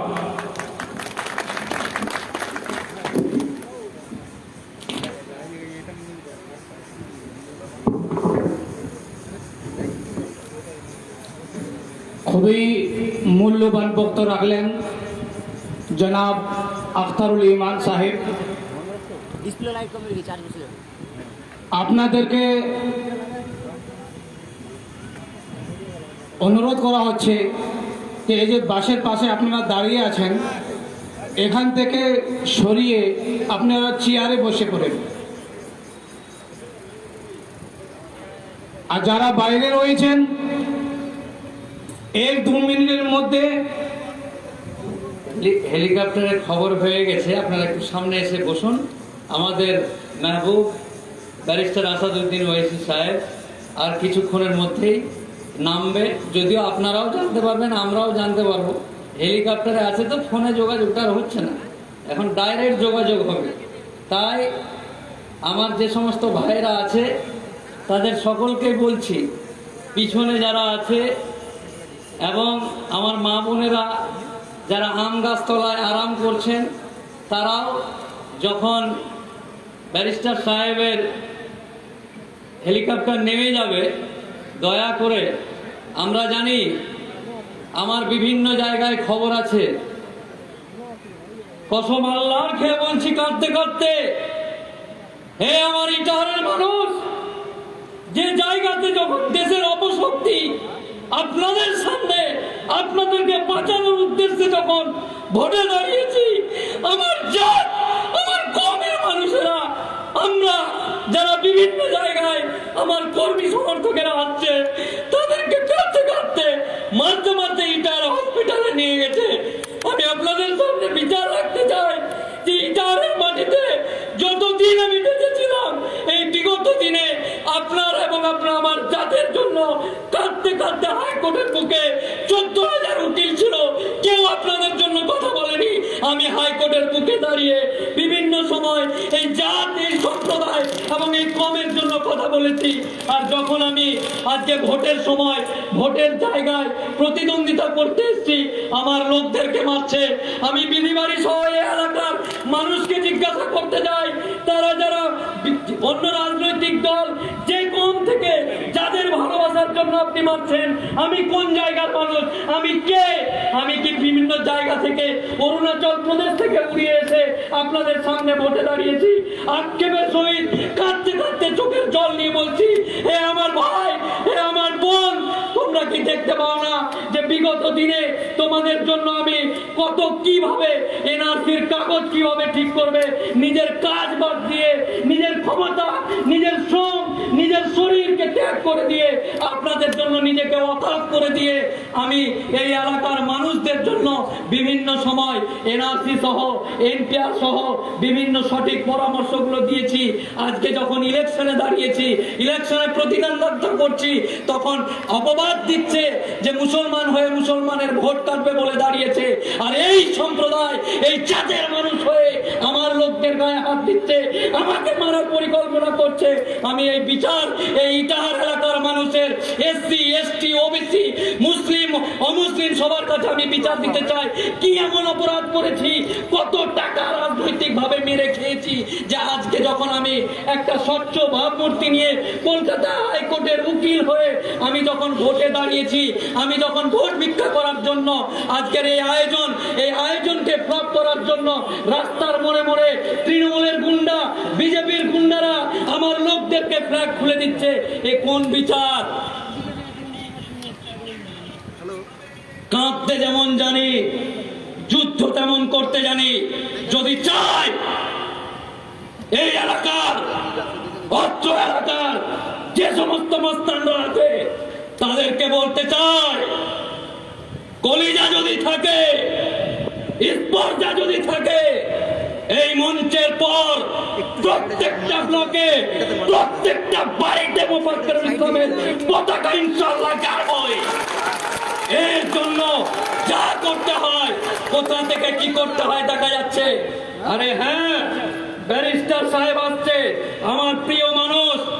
ব্যারিস্টার সাহেবের সামনে মানুষকে একত্রিত না করতে পারায় অপমানিত করার চেষ্টা করছো। আল্লাহ যাকে ইজ্জত দেয়, অত ইজ্জুমান তাসা, অত জিল্লুমান তাসা। আল্লাহ যাকে ইজ্জত দেয়, আল্লাহ যার ইজ্জত কেড়ে নেয়, আল্লাহর হাতে ক্ষমতা আছে। তাই চিন্তার কোনো ব্যাপার নাই। আমার সমস্ত কর্মীরা যারা রায়গঞ্জ, চূড়ামন এবং বিভিন্ন জায়গায় ব্যান্ডেজ করে বসে আছে, তাদের উদ্দেশ্যে বলছি, নিজের কলিজাকে মুখের ভিতর হাত দিয়ে ভরে যদি কলিজাকে পুড়িয়ে যদি খাইয়ে দিতে হয়, তবু আমার কর্মীর পরিবার সহ আমার কর্মীর একটা ফোঁটা রক্ত আমার জীবন দিতে প্রস্তুত আছে। ব্যারিস্টার সাহেব, মুফাক্কিরুল ইসলাম সাহেব, মুফাক্কিরুল ইসলাম সাহেব, AIMIM, ব্যারিস্টার আসাদউদ্দিন ওওয়াইসি সাহেব, ব্যারিস্টার আসাদউদ্দিন ওওয়াইসি সাহেব, মুফাক্কিরুল ইসলাম সাহেব। আমি ব্যারিস্টার আসাদউদ্দিন ওওয়াইসি সাহেবের প্রেমী। আমি তো আগে থেকেই আপনাদেরকে চিনি এবং ইয়ে করি। সবাইকে যে চক্রান্তকারীরা চক্রান্ত করেছে, আজকে এত বড় একটা মানুষ ইটাহারের পবিত্র মাটিতে যদি এই ইলেকশন না থাকতো, আপনারাও বুকে হাত দিয়ে বলতে পারেন যে ব্যারিস্টার আসাদউদ্দিন ওওয়াইসি সাহেবের মতো লোক ইটাহারের মাটিতে আসবে আর জনসংখ্যার উপস্থিতি এই। এটা চক্রান্ত ছাড়া কিছু হতে পারে নাকি? আপনারাই বুকে হাত দিয়ে বিচার করুন। তাই আমার সমস্ত স্টেজেও যারা আছে তাদেরকে বলবো, কর্মী সমর্থকদেরকে নিচে নেমে গিয়ে আমার ভাইদেরকে অনুরোধ করব, সামনে আরে শুরু থেকেই শেষ থেকেই শুরু হবে। পতাকা যখন বলেছি, একটা বাংলা ভাষায় প্রবাদ আছে, হিলাইস না খুঁটিটা গাড়ে যাবে। তো খুঁটিটা গাড়েই দিয়েছি, এবার যত হিলবে তত ভিতরে যাবে, ভিতরে যাবেই অবশ্যই ইনশাল্লাহ। তাই আমার ভাইদেরকে অনুরোধ করব, সামনের চেয়ারগুলো পাতা আছে, যদিও রোদের উত্তাপটা খুব কম, ভ্যাবসা একটা গরম আছে বুঝতে পারছি। আমরাও যারা আছি, রাত 12টার সময় 12টা 5 মিনিটে উত্তর দিনাজপুর জেলার প্রশাসন আমাকে পারমিশন দিচ্ছে।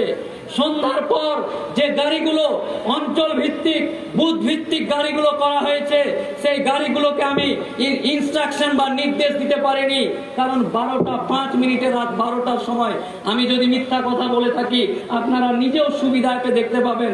রাত 12টার সময় আমাকে পারমিশন দিয়েছে যে ইটাহারে হেলিকপ্টার নামানো যাবে। মিথ্যা ভ্রম ছড়ানোর জন্য ইটাহার থানাতে মেসেজ আসছে যে ব্যারিস্টার আসাদউদ্দিন ওওয়াইসি সাহেব আসেনি, আসবে না। আমি প্রশাসনকে বলেছিলাম, আমরা 1 কেজি চালের জন্য বিক্রি হয় না, আমরা ভালোবাসার জন্য বিক্রি হতে পারি, নিজের জান ভালোবাসার জন্য দিতে পারি। তাই ব্যারিস্টার সাহেব যখন কথা দিয়েছে তিনি ইনশাআল্লাহ আসবেন, যখন বলল ইটাহারের পারমিশন ক্যান্সেল করে দিচ্ছি, চলে আসবে, আমি বলেছিলাম আমার প্রিয় মানুষকে, ইটাহারের মানুষকে বাঁচানোর তাগিদে যদি বাইকে চড়িয়ে ব্যারিস্টারকে আশাপুর হয়ে চাঁচলে যেহেতু আসছে, বাইকে চড়িয়ে নিয়ে আসবো, তখন প্রশাসন দেখে নিবে কোথায় কি আছে আর কাকে কি সিকিউরিটি দিতে হবে। বাইকে চড়াই দিয়ে আমি নিজে ব্যারিস্টার আসাদউদ্দিন ওওয়াইসি সাহেবকে নিয়ে এসে এখানে প্রোগ্রাম করব, এইরকম কথা বলেছিলাম। তাই সমস্ত পারমিশনগুলো 12টা 5 মিনিটে দিয়েছে। অত্যন্ত আক্ষেপের সহিত জানাই, আমার জীবনের সব থেকে আজকে যে গুরুত্বপূর্ণ দিন, আমার যে সমস্ত ভাইয়েরা শত্রুতা করেছে, আমার যে সমস্ত ভাইয়েরা দুষ্কৃতী রূপে আমার পার্টির কর্মীদের গায়ে হাত দিয়েছে, তবে একটা কথা বলি, এই 18 দিন পরেও কিন্তু তারা আমার মায়ের পেটের ভাইয়ের মতন ভাই। যেই দিন বিজেপির মতো অপশক্তি তার গলা টিপে মারতে আসবে, সেই দিনও ভোট দিক আর না দিক, দুষ্কৃতি হানা করুক আর যাই করুক, এই মোফাক্কেরুল ইসলাম পাহাড়ের মতো দাঁড়িয়ে থেকে সেই আমার ভাইদেরকে বাঁচানোর প্রতিজ্ঞা এবং অঙ্গীকারবদ্ধ করছি। আসুন আমরা সবাই মিলে সামনে বসে আমাদের প্রিয় মানুষটিকে আমরা গ্রহণ করব। আমি অনুরোধ করব, মঞ্চটা একটা খুব গুরুত্বপূর্ণ মঞ্চ, তাই ব্যারিস্টার সাহেব আসছেন, আপনারা মঞ্চ ছেড়ে দিয়ে এতক্ষণ আপনারা থাকলেন, কোনো অসুবিধা নাই। পুলিশ প্রশাসনের পক্ষ থেকে আমাকে অনুরোধ করেছে যে স্টেজে যেন ভিড় না হয়, তাই অনুরোধ করব কেউ কোনো রকম ডিস্টারবেন্স না করে প্রোগ্রামটাকে এমনি যারা ডিস্টার্ব দিচ্ছে, যদি আমার প্রিয় মানুষগুলো সেই প্রিয় মানুষগুলোকে ডিস্টার্ব দেয় তাহলে এর থেকে আক্ষেপের কিছু বিষয় থাকবে না। আমি আমার এই জুনিয়র ভাই, তরুণ তাজা রক্ত, যাদের এখানে যদি ব্লেড মারে 2.5 কিলোমিটার দূরে রক্ত পড়বে, তরুণ তাজা রক্তগুলোকে, আমার ভাইগুলোকে বলছি, দয়া করে এই রোদের গরম তো আছেই, সামনে গিয়ে স্টেজে বসুন। আর যারা বিভিন্ন চপের দোকানে, ফুচকার দোকানে আইসক্রিম খাচ্ছে তাদেরকেও বলছি একটু, আমি জানি কষ্ট হচ্ছে, আমি জানি ব্যথা হচ্ছে, আমি জানি গরমের আসছে, তবুও বলছি আমি এই ভরাক্রান্ত মনে চোখে জল নিয়ে আপনাদের কাছে আবেদন করলাম, বিচার আপনারা করবেন, কথা শুনবেন কিনা আপনাদের ব্যাপার। আমি আবার পুনরায় সকলকে অনুরোধ করছি, চেয়ারটা যখন আছে দয়া করে চেয়ারে গিয়ে বসুন আর মূল্যবান বক্তব্য শুনে আগামী দেশ এবং দুনিয়ার দিনে কিভাবে এগোতে হবে বর্তমান পরিস্থিতিতে বলবো। প্রশাসনকে বলছি, আপনারা যেখানে যেখানে ডিউটি আছেন, আপনাদের ডিপার্টমেন্ট যেখানে যেখানে ডিউটি দিয়েছে, আপনারাও সজাগ এবং রেডি হয়ে যান, কারণ আমাদের মেহবুব আর কিছুক্ষণ পরে হেলিকপ্টারে নামবেন। খবর হয়ে গেছে, হাওয়া উড়ে গেছে এবং হাওয়া এখন ঘুরানোর পালা, তাই চিন্তার কোনো ব্যাপার নাই। আসুন এবার বক্তব্য দিবেন।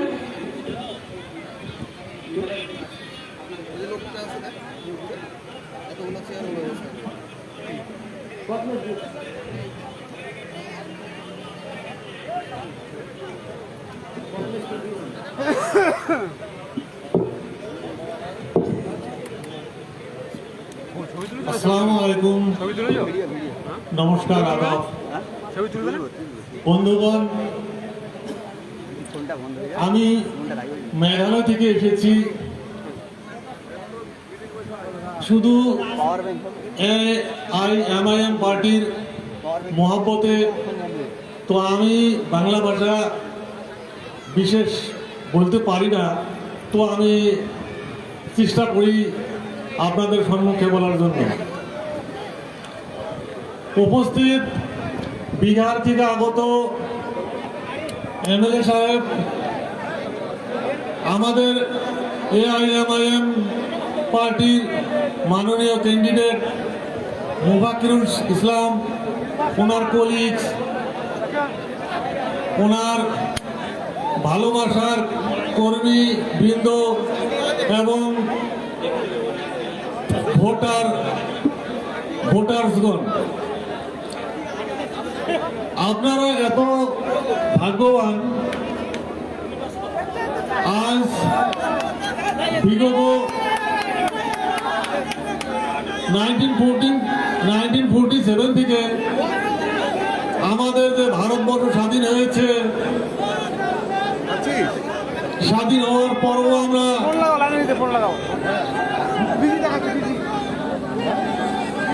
देखो देखो कौन आया, देखो देखो कौन आया, देखो देखो कौन आया।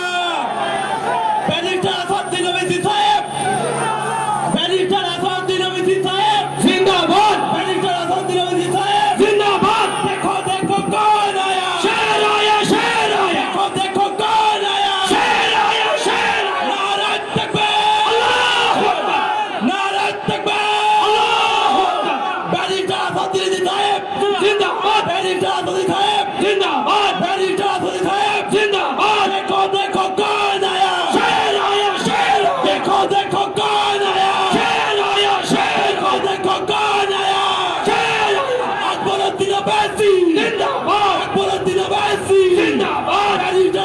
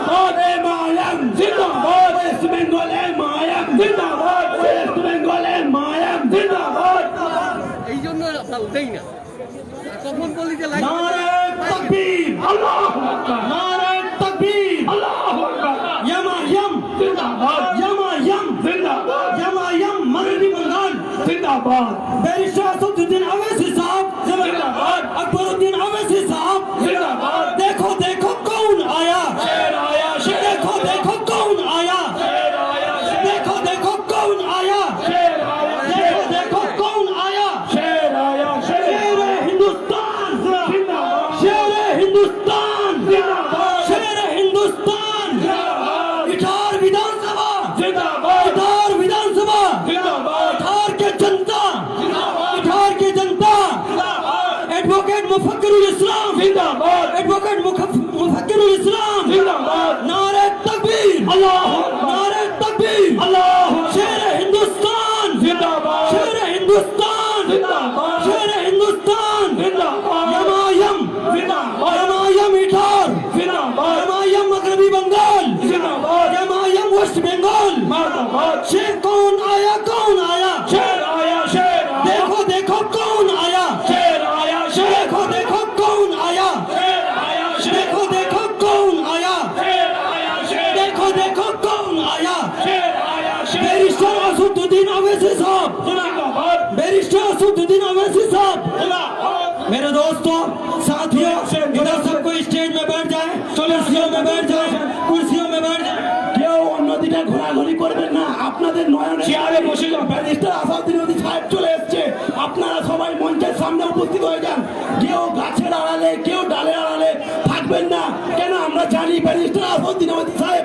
আমাদের জন্য কিভাবে লড়ছে আমরা যদি এই সামান্য রোদটাকে থেকে ভয় পেয়ে যাই তাহলে আমরা না থাকবো কি করে আজকে উনি আমাদের জন্য পার্লামেন্টে আমাদের দুশ্মনদের সঙ্গে লড়াই করছে আর আজকে সামান্য আমরা রোদ থেকে ভয় যাচ্ছি এই রোদটা আমাদের কি ক্ষতি করবে এই রোদটা আমাদের কি ক্ষতি করবে কোন রোদ ফোদ কিচ্ছু মানবেন না সামনে মঞ্চে ভরিয়ে দিন আপনারা যে যেখানে আছেন ওখান থেকে সরে আসেন সামনের মঞ্চে রেখে ভর্তি করুন কেন আমাদের কায়েদ আমাদের সদর আমাদের প্রেসিডেন্ট আমাদের নয়নের মণি আমাদের চান আমাদের কলজে আজকে আমাদের সামনে আপনারা সামনে চলে আসুন আপনারা ওনার মূল্যবান বক্তব্যটা শুনুন দেখো দেখো कौन आया देखो देखो कौन आया देखो देखो कौन आया देखो देखो कौन आया barrister Asaduddin Owaisi barrister Asaduddin Owaisi barrister Asaduddin Owaisi Majid sir Majid sir Majid sir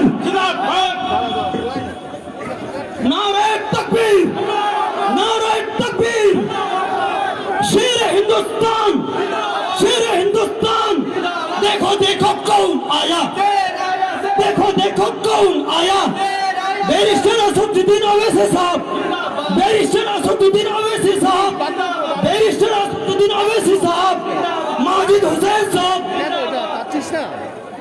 আরে তুই করতে কাজটা এই যে আমার স্নেহের ভাইরা আমার শ্রদ্ধেয় দাদারা বসে যান চেয়ারগুলোতে বসে যান জান একটু চেয়ারে যান বসুন বসুন চেয়ারগুলোতে বসুন একটু দাদা চেয়ারগুলোতে বসুন একটু दादा दादा हजारों साल नरगिस अपनी बेनूरी पे रोती है हजारों साल नरगिस अपनी बेनूरी पे रोती है बड़ी मुश्किल से होता है चमन में दीदावर पैदा দয়া করে বসে যান ভারতবর্ষের একজন দক্ষ এবং শিক্ষিত সাংসদ ব্যারিস্টার আসাদুদ্দিন ওয়েসি সাহেব আমাদের ইটাহারের পবিত্র মাটিতে পদার্পণ করেছেন আমরা ইটাহার বিধানসভার মানুষ ওনাকে ওয়েলকাম জানাই ব্যারিস্টার আসাদুদ্দিন সাহেব এআইএমআইএম ইটাহার বিধানসভা আপনাদের সকলকে আপনারা আমার বক্তব্যের আগে শুনেছেন মূল্যবান টাইম বসে যাও আমি মঞ্চে উপবিষ্ট আমার সম্মানীয় भाईरा मेरे महबूब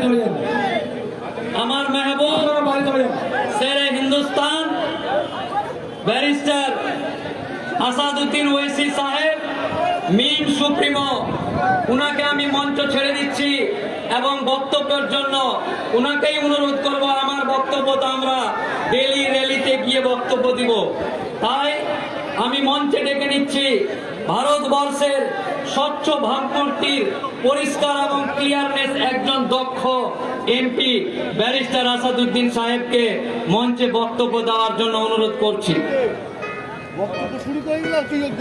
আমি কি করবো ছিল তো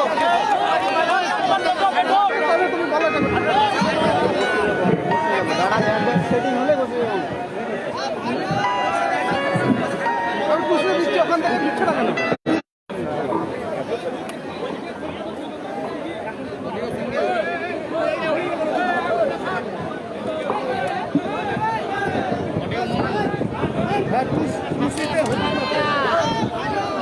নেটওয়ার্ক বিজি দেখাচ্ছে, নেটওয়ার্ক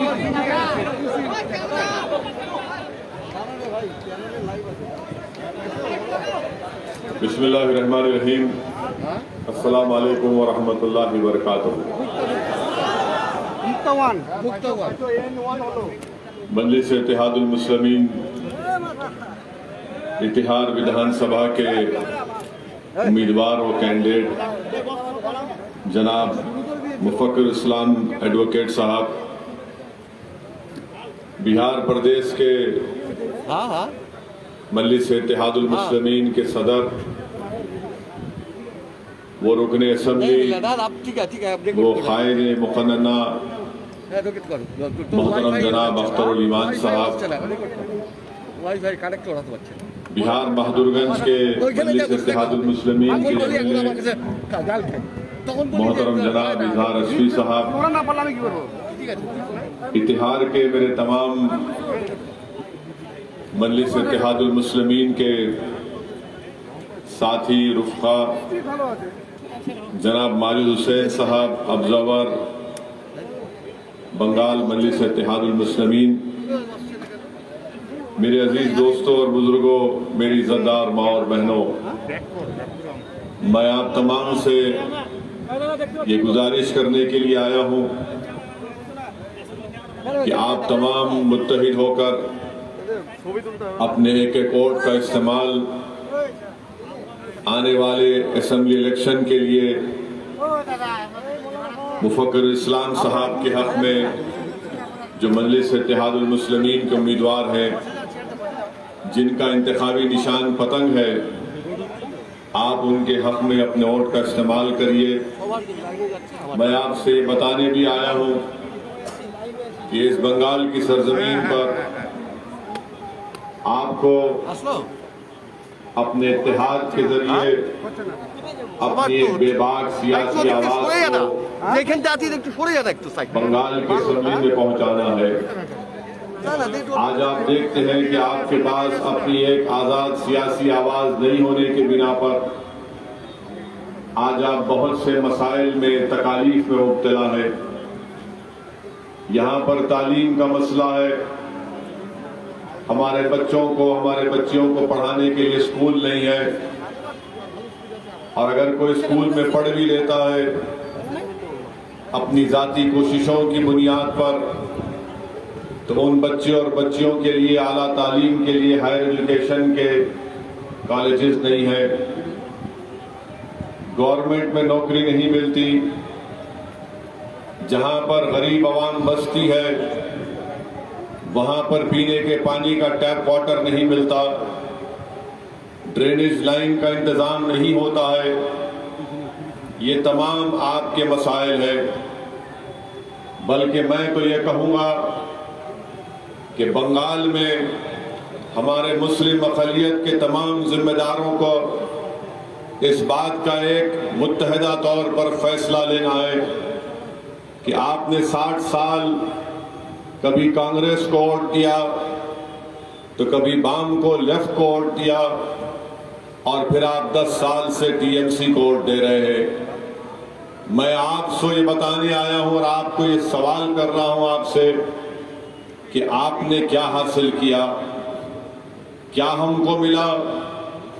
चाहे वो कांग्रेस हो या वाम हो या टीएमसी हो, इन तमाम ने ये कहा कि आप हमको वोट दो, हम आपको डेवलपमेंट देंगे, हम आपके बच्चे और बच्चियों के लिए स्कूल बनाएंगे, हम कॉलेजेस बनाएंगे, अस्पताल बनाएंगे, नौकरी का इंतजाम करेंगे और आपको बीजेपी और संघ परिवार की ताकतों से बचाएंगे। मेरी इज्जतदार माँ और बहनों, मेरे गयूर नौजवान साथियों, 60 साल आपने इन तमाम 3 पार्टीज का साथ दिया। ये हर उस वादे में जो हमसे किया गया था वो झूठा साबित हुआ। ना स्कूल मिला, ना अस्पताल मिला, ना नौकरी मिली, ना संघ परिवार और बीजेपी के बढ़ते हुए कदमों को बंगाल में रोक सके। आज आप जानते हैं कि यहां पर इतिहार के इस इलाके में आप खुद देखते हैं कि उत्तर दिनाजपुर का ये इलाका, अगर मैं आपको बताऊं कि यहां पर किस तरीके से टीएमसी ने और इन तमाम दीगर सियासी पार्टियों ने मुस्लिम अक़लियत को पीछे रख दिया। आप जानते हैं कि भारत के संविधान में, जिसको बाबा साहेब अम्बेडकर ने बनाया, उसमें राइट टू इक्वालिटी हमारे संविधान में फंडामेंटल राइट है। मसावात एक फंडामेंटल राइट है, इंसाफ है, भाईचारगी है। मगर आज आप देखिए कि हर इस पैमाने पर टीएमसी ने किसी का लिहाज नहीं रखा। आज आप जानकर आपको ताज्जुब होगा, जो आज मजलिस-ए-इत्तेहादुल मुस्लिमीन पर इल्जाम लगाते हैं कि हम किसी का वोट काटने को आए हैं या हम बी टीम है। मैं टीएमसी से पूछना चाहता हूं, मैं कांग्रेस और लेफ्ट के जिम्मेदारों से मेरा यह सवाल है, क्या ये बात सच नहीं है कि बंगाल की सरजमीन पर बसने वाले मुस्लिम अक़लियतों के 15% बच्चे जो 6 और 14 साल के हैं वो स्कूल के बाहर हैं? आखिर ये स्कूल के बाहर क्यों है? इसका जिम्मेदार क्यों है?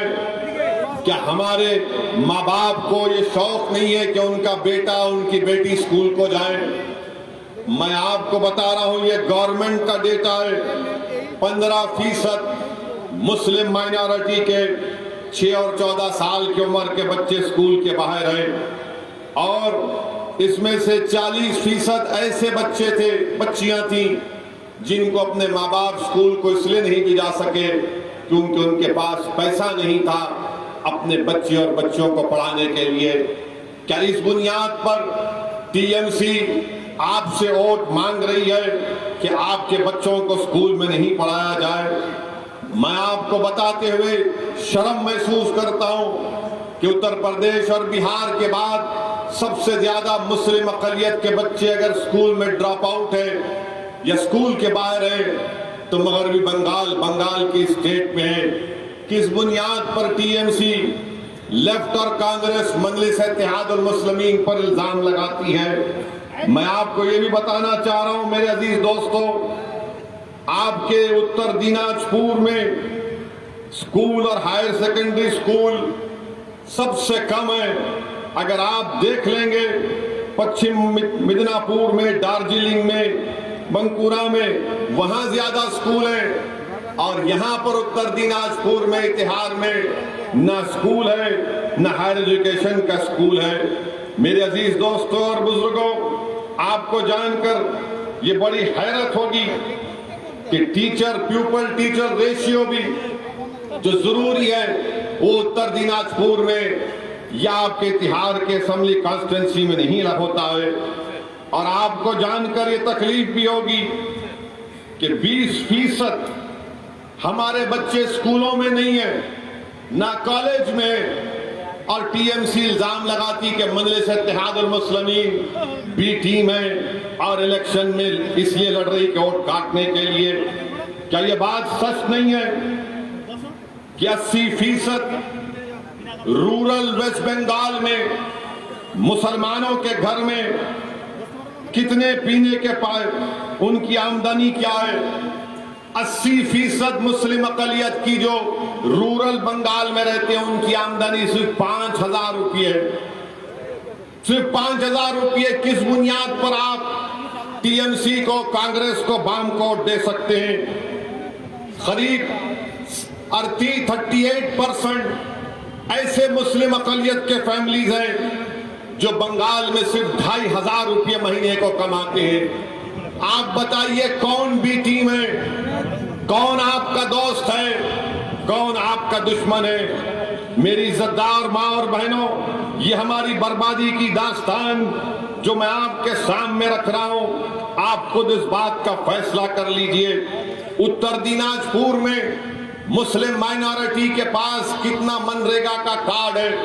ये पूरे बंगाल का सबसे गरीब तरीन जिला, सिर्फ 13% लोगों के पास मनरेगा का कार्ड है। अगर आप चले जाएंगे जलपाईगुड़ी में तो 80% लोगों के पास मनरेगा का कार्ड है। बताओ ममता बनर्जी, जलपाईगुड़ी में 80% लोगों के पास मनरेगा का कार्ड और उत्तर दिनाजपुर में सिर्फ 13% लोगों के पास मनरेगा का कार्ड है। इसका जिम्मेदार कौन है? ममता बनर्जी। बताओ कांग्रेस के बड़े बड़े लीडर्स, आखिर ये क्यों नाइंसाफी की जाती है? जहां पर मुस्लिम अकलियत की आबादी है वहां पर आप ये तमाम चीजों को मुहैया नहीं करते हैं। ये आपकी तासुबियत की, ये आपकी तंग नजरी की, ये आपकी नफरत की निशानी है। अरे आखिर ये क्यों किया जाता है? क्यों उत्तर दिनाजपुर के बच्चे यहां पर नौकरी की तलाश में कभी दिल्ली जाते हैं, तो कभी मुंबई जाते हैं, तो कभी हैदराबाद या फिर मुख्तलिफ भारत के शहरों में जाते हैं। क्या उन घर से अगर कोई बाप चला जाता है तो उस घर में पलने वाली बच्ची को यह हक हासिल नहीं है कि उसका बाप उसका मुस्कुराता हुआ चेहरा देख सके? क्या उस बाप का हक हासिल नहीं है कि अपने बच्चों का बचपन देख सके? क्या उस माँ को, उस बीवी को हक हासिल नहीं है कि वो अपनी जवानी में अपने शौहर के साथ रह सके? मेरे अजीज दोस्तों और बुजुर्गों, ये हाल आपके पास यहाँ पर चाहे टीएमसी हो या मुख्तलिफ सियासी पार्टियां हो, उन्होंने ये करके रख दिया। क्या ये बात सच नहीं है कि उत्तर दिनाजपुर में टॉयलेट 58% मुस्लिम हाउस होल्ड में नहीं है, जिसको शौचालय कहते हैं? बड़ा प्रोपेगेंडा मोदी जी करते हैं कि शौचालय बना दिए, शौचालय बना दिए। ये डेटा है गवर्नमेंट का। और एक बात मैं आपके सामने रखना चाह रहा हूं कि उत्तर दिनाजपुर में कितना ड्रेनेज लाइन डाला गया। बताओ टीएमसी के लोग, तुम 10 साल से सरकार में हो, इसके पास इनका कोई जवाब नहीं है। मेरे अजीज दोस्तों और बुजुर्गों, आज बंगाल में 27% मुस्लिम पॉपुलेशन है 2011 के सेंसस के मुताबिक। आज टीएमसी हम पर इल्जाम लगाती है कि असदुद्दीन ओवैसी आकर बी टीम बना हुआ है या किसी से पैसा लिया है। मेरा सवाल एक ही है ममता बनर्जी से, 27% आबादी को आपने कितना गवर्नमेंट में नौकरी दिया? 6%, 6% नौकरी दिया।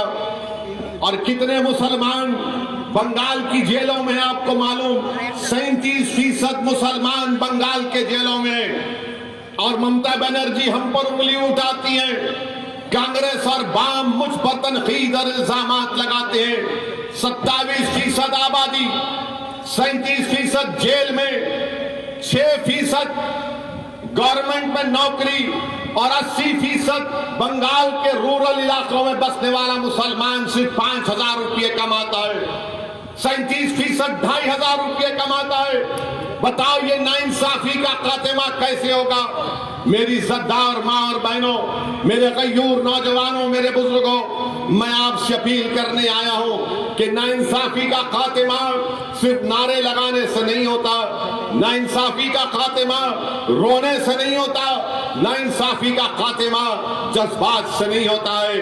भारत की जमहूरियत में संविधान हमको ये मौका देता है कि हम इस नाइंसाफी का खात्मा अपने वोट के जरिए से करें। अगर आपके दिलों में ख्वाब है अपने मासूम बच्चे और बच्चियों के लिए, उन ख्वाबों को पूरा करना है, तो मुफक्किर इस्लाम के अपना वोट देकर अपने ख्वाबों को आपको पूरा करना है।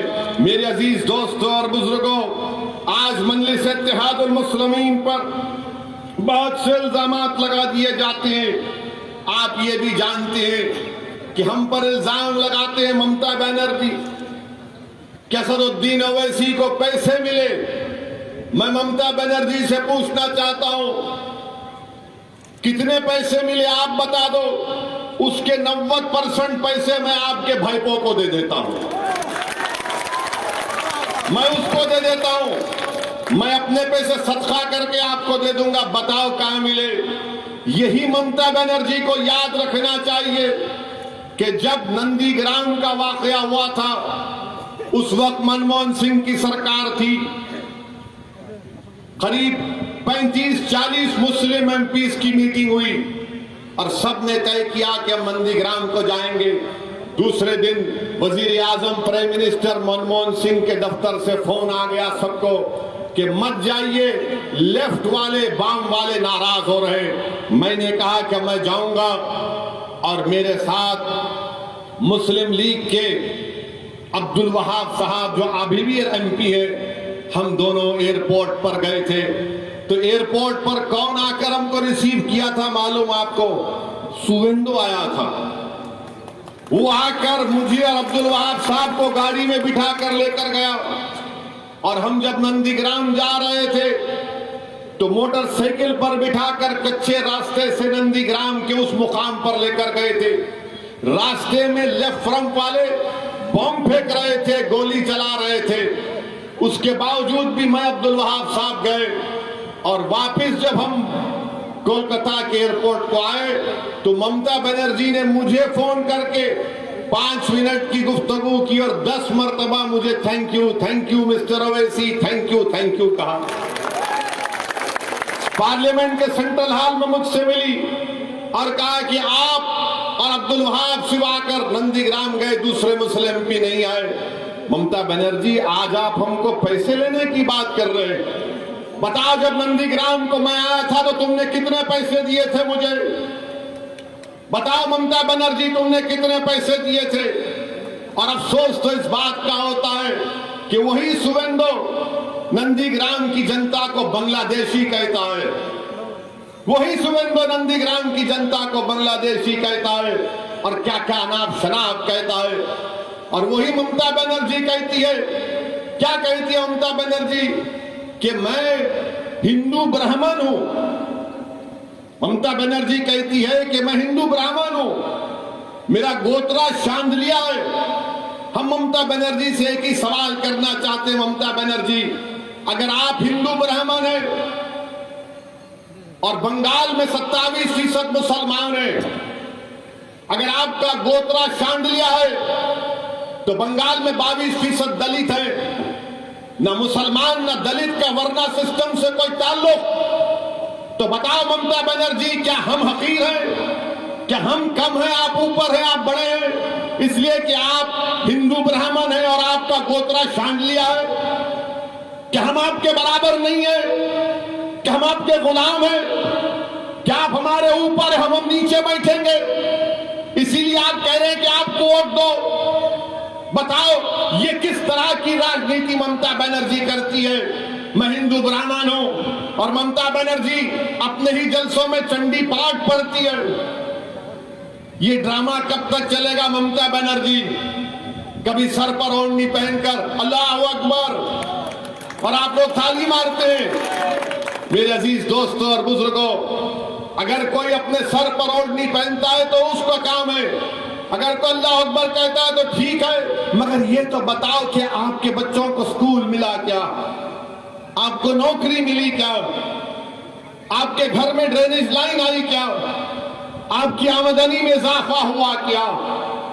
बताइए, ये कुछ नहीं करते और सिर्फ इल्जाम पे इल्जाम लगाते हैं। और ममता बनर्जी कहती है कि असदुद्दीन ओवैसी हैदराबाद से आए, हैदराबाद से आकर यहाँ पर ये काम कर रहे हैं। सुनो ममता बनर्जी, तुम हैदराबाद की तारीख को नहीं जानती हो। हैदराबाद की तारीख ये है कि नेताजी सुभाष चंद्र बोस के साथ अहमद सफरानी एक शख्स का नाम था जो हैदराबाद से था, जिसने नेताजी सुभाष चंद्र बोस के साथ अंग्रेजों से लड़ाई लड़ी। जब नेताजी सुभाष चंद्र बोस जर्मनी से सबमरीन में एशिया को आए तो एक आदमी उनके साथ था जिसका नाम अहमद सफरानी था। ममता बनर्जी, तुमको तारीख में तुम कमजोर हो। वही अहमद सफरानी ने जय हिंद का नारा लगाया था।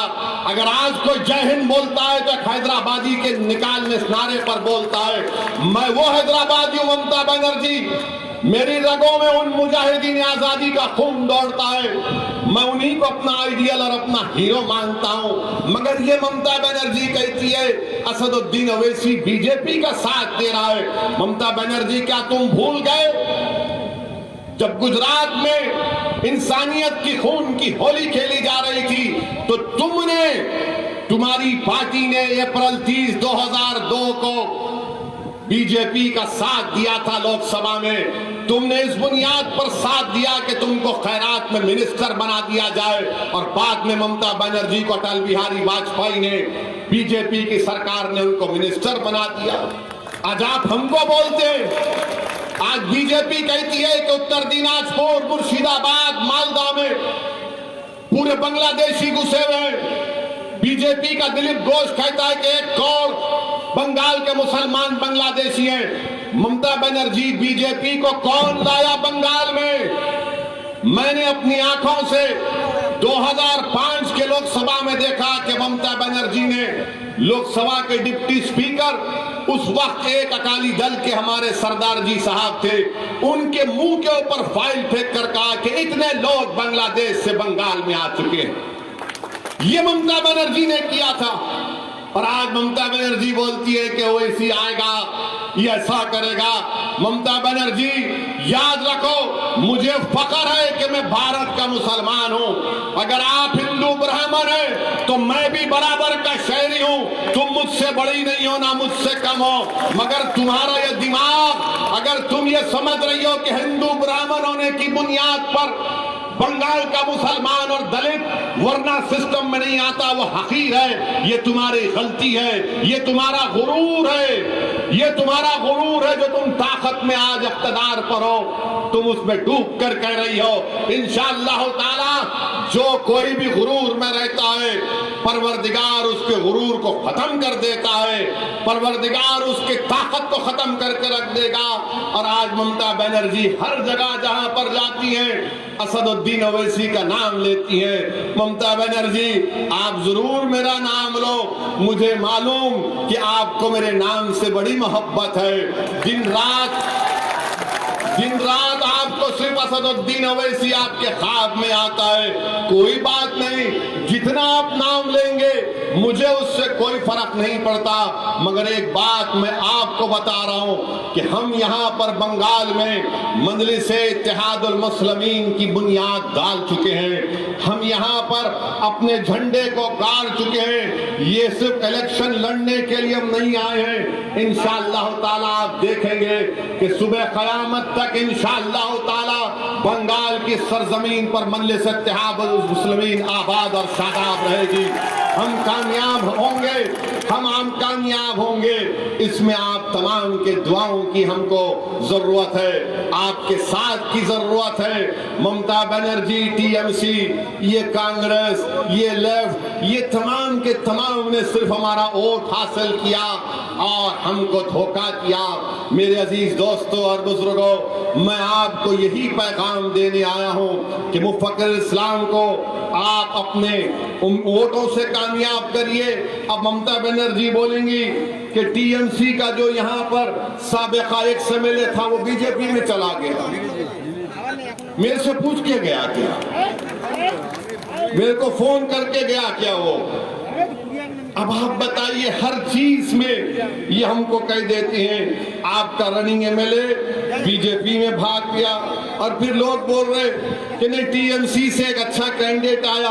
अरे भाई मुफक्किर इस्लाम उससे अच्छा कैंडिडेट है, मुफक्किर इस्लाम उससे काबिल है, वकील है, और वकील बंगाल के असेंबली में जाकर लड़ेगा।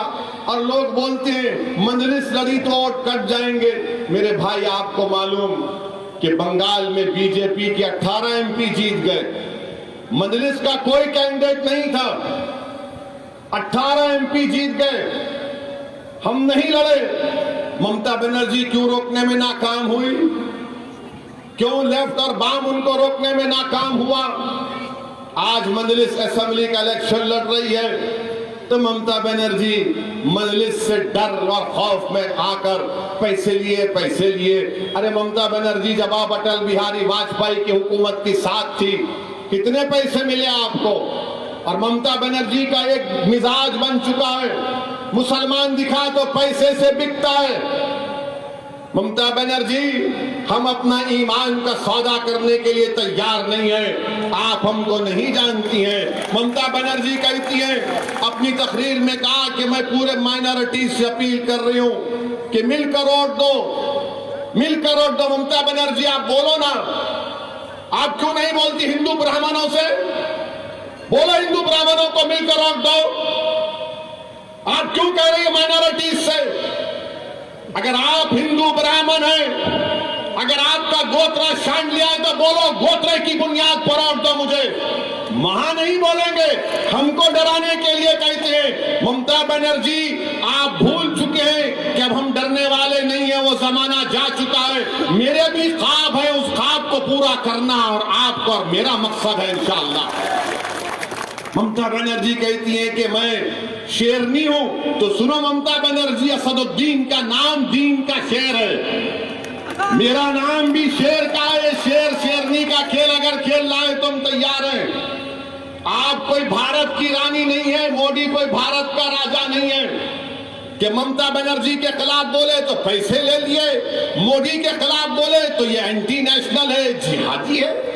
ये कौन सी सियासत आप लोग चला रहे हैं? मेरे अजीज दोस्तों और बुजुर्गों, मेरी आपसे गुजारिश है कि आप मुफक्किर इस्लाम को अपने वोट देकर इनको कामयाब करिए। और यहाँ पर जो बीजेपी के कैंडिडेट हैं, ये राइस मिल ओनर है।